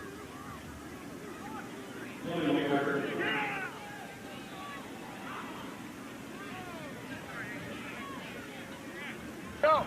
Rock! Dead ball foul. False start on the offense. So this one remains goes third down against Temple. Well, Miami will stay undefeated today in the Big East Conference. They'll be 4-0 in league play, and that'll equal Syracuse, although the Orangemen are getting ready to get going in a few moments against West Virginia in Morgantown. And that's the first of really 4 critical games left that will determine the Big East champ. The order of the top 4 for the postseason bowls. Burris to the end zone, and Van Johnson has it for a touchdown. Boy, Henry Burris with some great improvisation there. Throws his 3rd touchdown pass of the day. 22 yards to Van Johnson. Henry Burris pass is complete to number 6. Van Johnson play covers 22 yards and a Temple touchdown. Senior Henry Burris with only 2 more games to play in his college career. He has been exciting this afternoon. Once again showing some athleticism, getting out of the pocket. This is a strike on the run. His favorite target, you got it, number 6, Van Johnson. Well, Temple's going to try to kick a point here, and they missed for the 3rd time today. Another poor snap. That one was low, and Mikulski's kick was low as well. Temple has failed on 3 PATs, but they get a touchdown from senior Burris to senior Van Johnson. Steve Young here. You know, Crispy Wheaties and Raisins has plump raisins, sweet flakes, and an incredible crunch. I love the crunch. Linebackers. Come crunch time, there's only one. Crispy Wheaties and Raisins. To see the good college football games you can't get on TV where you live, you'd have to do this. There's a better plan. ESPN Game Plan. The games you want sent right to you. Call your cable operator or DirecTV for ESPN Game Plan. See Friday's USA Today for Saturday's Game Plan. Auto painting, bodywork, sooner or later you need it. That's why Mako paints cars. That's why Mako does bodywork. We do things fast and right. That's why Mako's #1. Right now, get up to 4 hours of body labor. Repair dents, dings, rust corrosion, scratches, and scrapes. Add a high-gloss Mako Presidential paint finish. All yours right now for only $299. Body labor and a great Mako finish, all for one low price. Call Mako now. Auto painting and bodyworks. Mako, more for less, always. Scare Me TV. UPN 65 wants to put you on the boo tube. Be on TV with Deep Space Nine, Poltergeist, and Saturday Nightmare. Send us a postcard or call the UPN 65 XL contest hotline to enter. Then watch Deep Space Nine starting November 6th to see if your name is on the air. Call Doc and Johnny on XL 106.7 when they ask, and you're a Scare Me TV finalist. 4 winners will be picked to be on TV starting November 13th. Scare Me TV with XL 106.7 and UPN 65. From the Big East studio, we'll take you back to Columbus, Ohio at the Shoe, and the Buckeyes on a roll. This is Jermon Jackson into the end zone for a touchdown. All Buckeyes in search of their 14th straight win, 31-0 over Minnesota. Let's go back to Veterans Stadium. Where Miami has a 54-26 lead. Tremaine Mack, who's had 3 long kick returns today, averaging 51 yards, setting up 3 Miami touchdowns. But Mack's up front here as the Hurricanes are expecting the onside kick. And Mikulski instead line drives one that skipped right past Magic Benton. A hard ground ball through the infield, right through the end zone. And the Canes will get it at the 20-yard line. Exactly 6 minutes remaining. Miami took, had some people question their early season schedule, particularly when they were beaten by Florida State. Miami was supposed to play Colorado this year, and Colorado backed out of the ball game when they got involved in the Big 12, had to add a league game. Colorado still owes Miami a game, and they played somewhere down the road. James is wrapped up for a short game. That was the reason Miami played the Citadel, a 1AA school this year. That was the game the opponent they could find to fill in the Colorado hole. But they've got some big-time rivalries coming up. Arizona State starts with Miami next year. UCLA in '98. Penn State comes back to Miami's schedule in 1999. And of course, they'll have the annual game with Florida State. So Miami's going to continue to play a very representative non-conference schedule.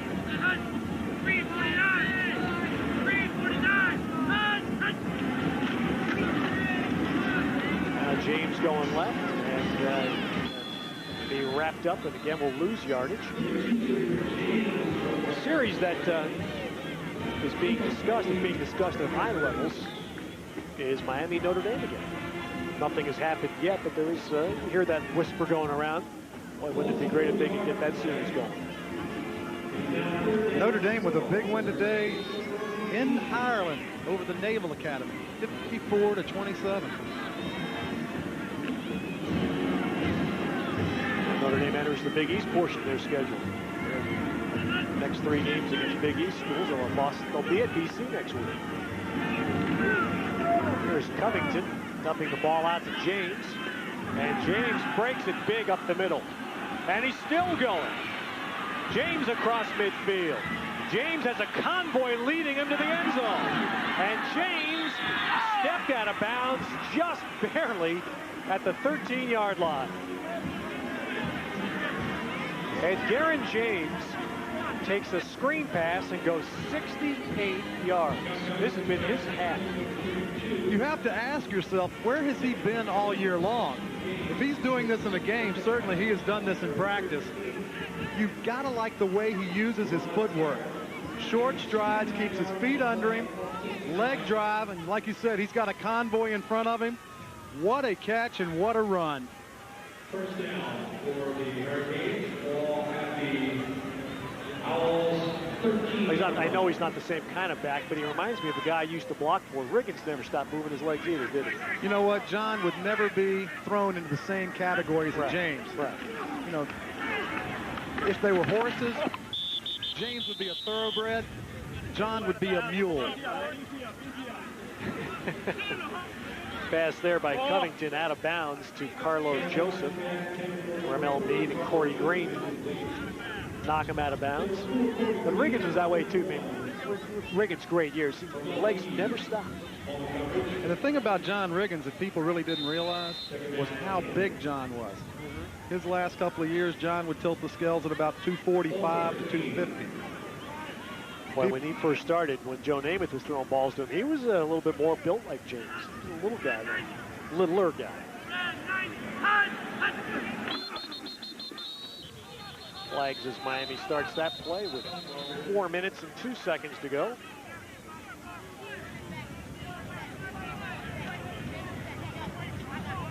Scott Covington, the backup quarterback for the Canes this year, was, had he had his way, would not have been here this year. Covington.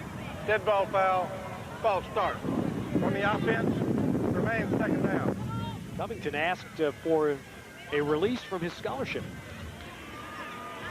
Last spring from Miami, being beaten out by Ryan Clement. He hoped to go somewhere else, and there was a lot of talk he wanted to go back to California, which is where he's from. But because Miami was shorthanded enough with the lack of scholarships, they denied Covington a release. We're not going to allow him to transfer. And Darren James, right into the middle of the line, moves it down to about the 17-yard line. And fortunately for the Miami program, he has been there. Clement hurt with the separated shoulder against East Carolina. Covington has been able to play a good bit this season. You only have to wonder what would have happened had Covington not been at the University of Miami. Well, they've been going with the true freshman. The only other quarterbacks they have are true freshmen. Steve Kelly would be the next one.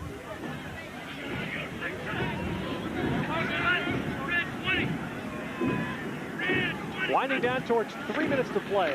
Third down and long. Covington hit as he threw that ball, and it falls incomplete. Corey Green got in and wrapped up Covington. impede that pass. So the Canes now will bring the kicking team out on 4th down. Maybe the Temple team should take notice of how to kick extra points and field goals. They have certainly had a struggle with it today. Special teams this week at Temple. The practices will not be fun. Crosland going for his 3rd today. This will be 35 yards. And that one is good. So Andy Crosland boots through his 3rd field goal with 3 minutes and 8 seconds remaining. It is now 57-26.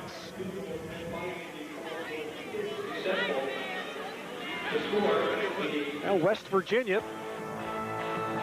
which was on the verge of being a top 10 team until their stunning loss to Miami last week. Had to play without their great running back Amos Zerouay last week. Next Saturday, the Mountaineers will visit the Scarlet Knights at Rutgers Stadium. Rutgers getting its first Big East win for new coach Terry Shea last week. That'll be our Big East telecast next Saturday at 12 noon.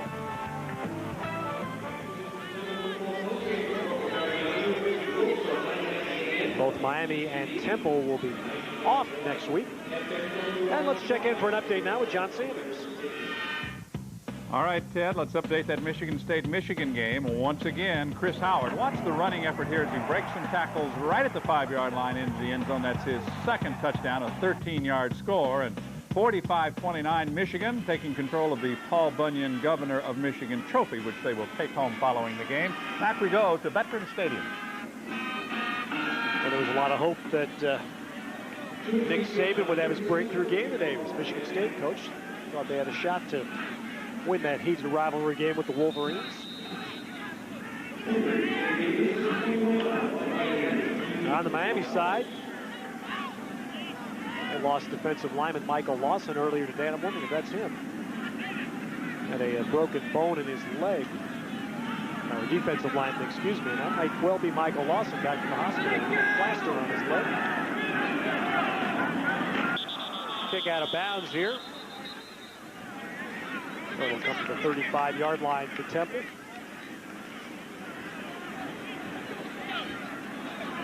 That young man's got to be tired. He has kicked off a bunch today. Yes, he has. George Gaitan.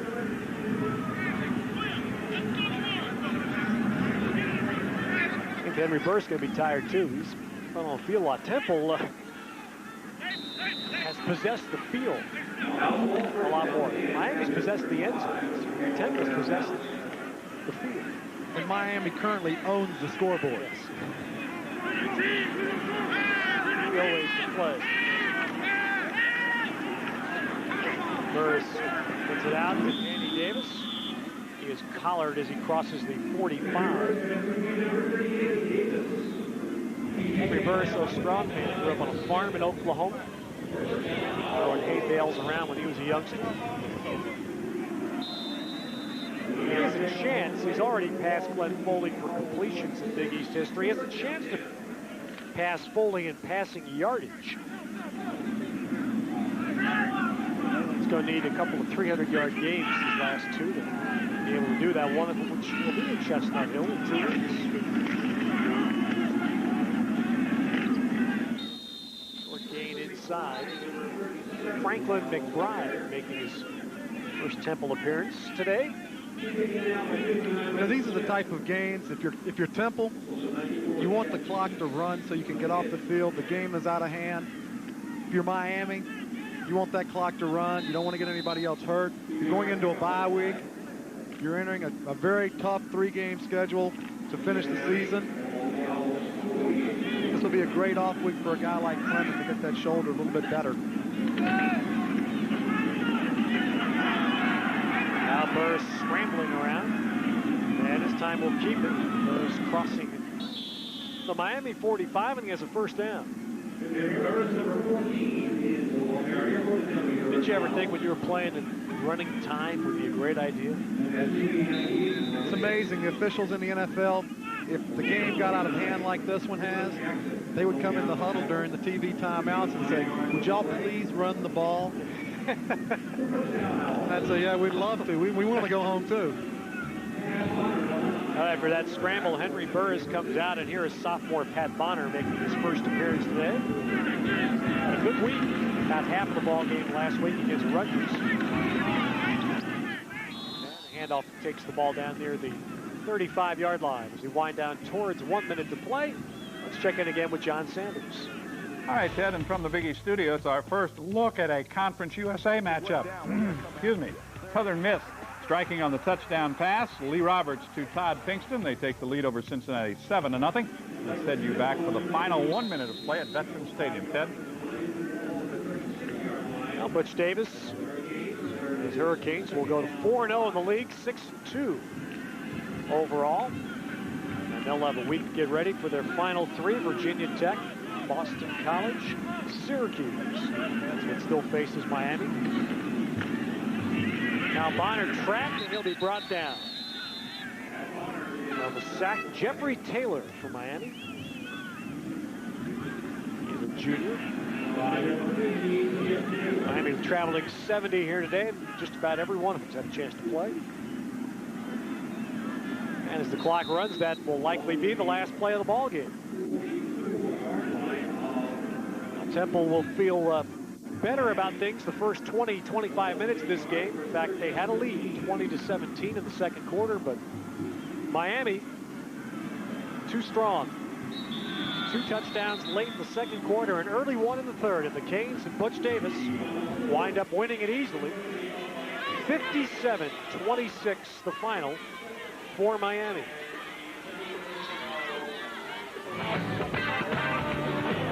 Now with Jeff Bostic, I'm Ted Robinson. We thank you for joining us on our Big East Conference Game of the Week from the vet in Philadelphia. It's all Miami today, 57-26 over Temple.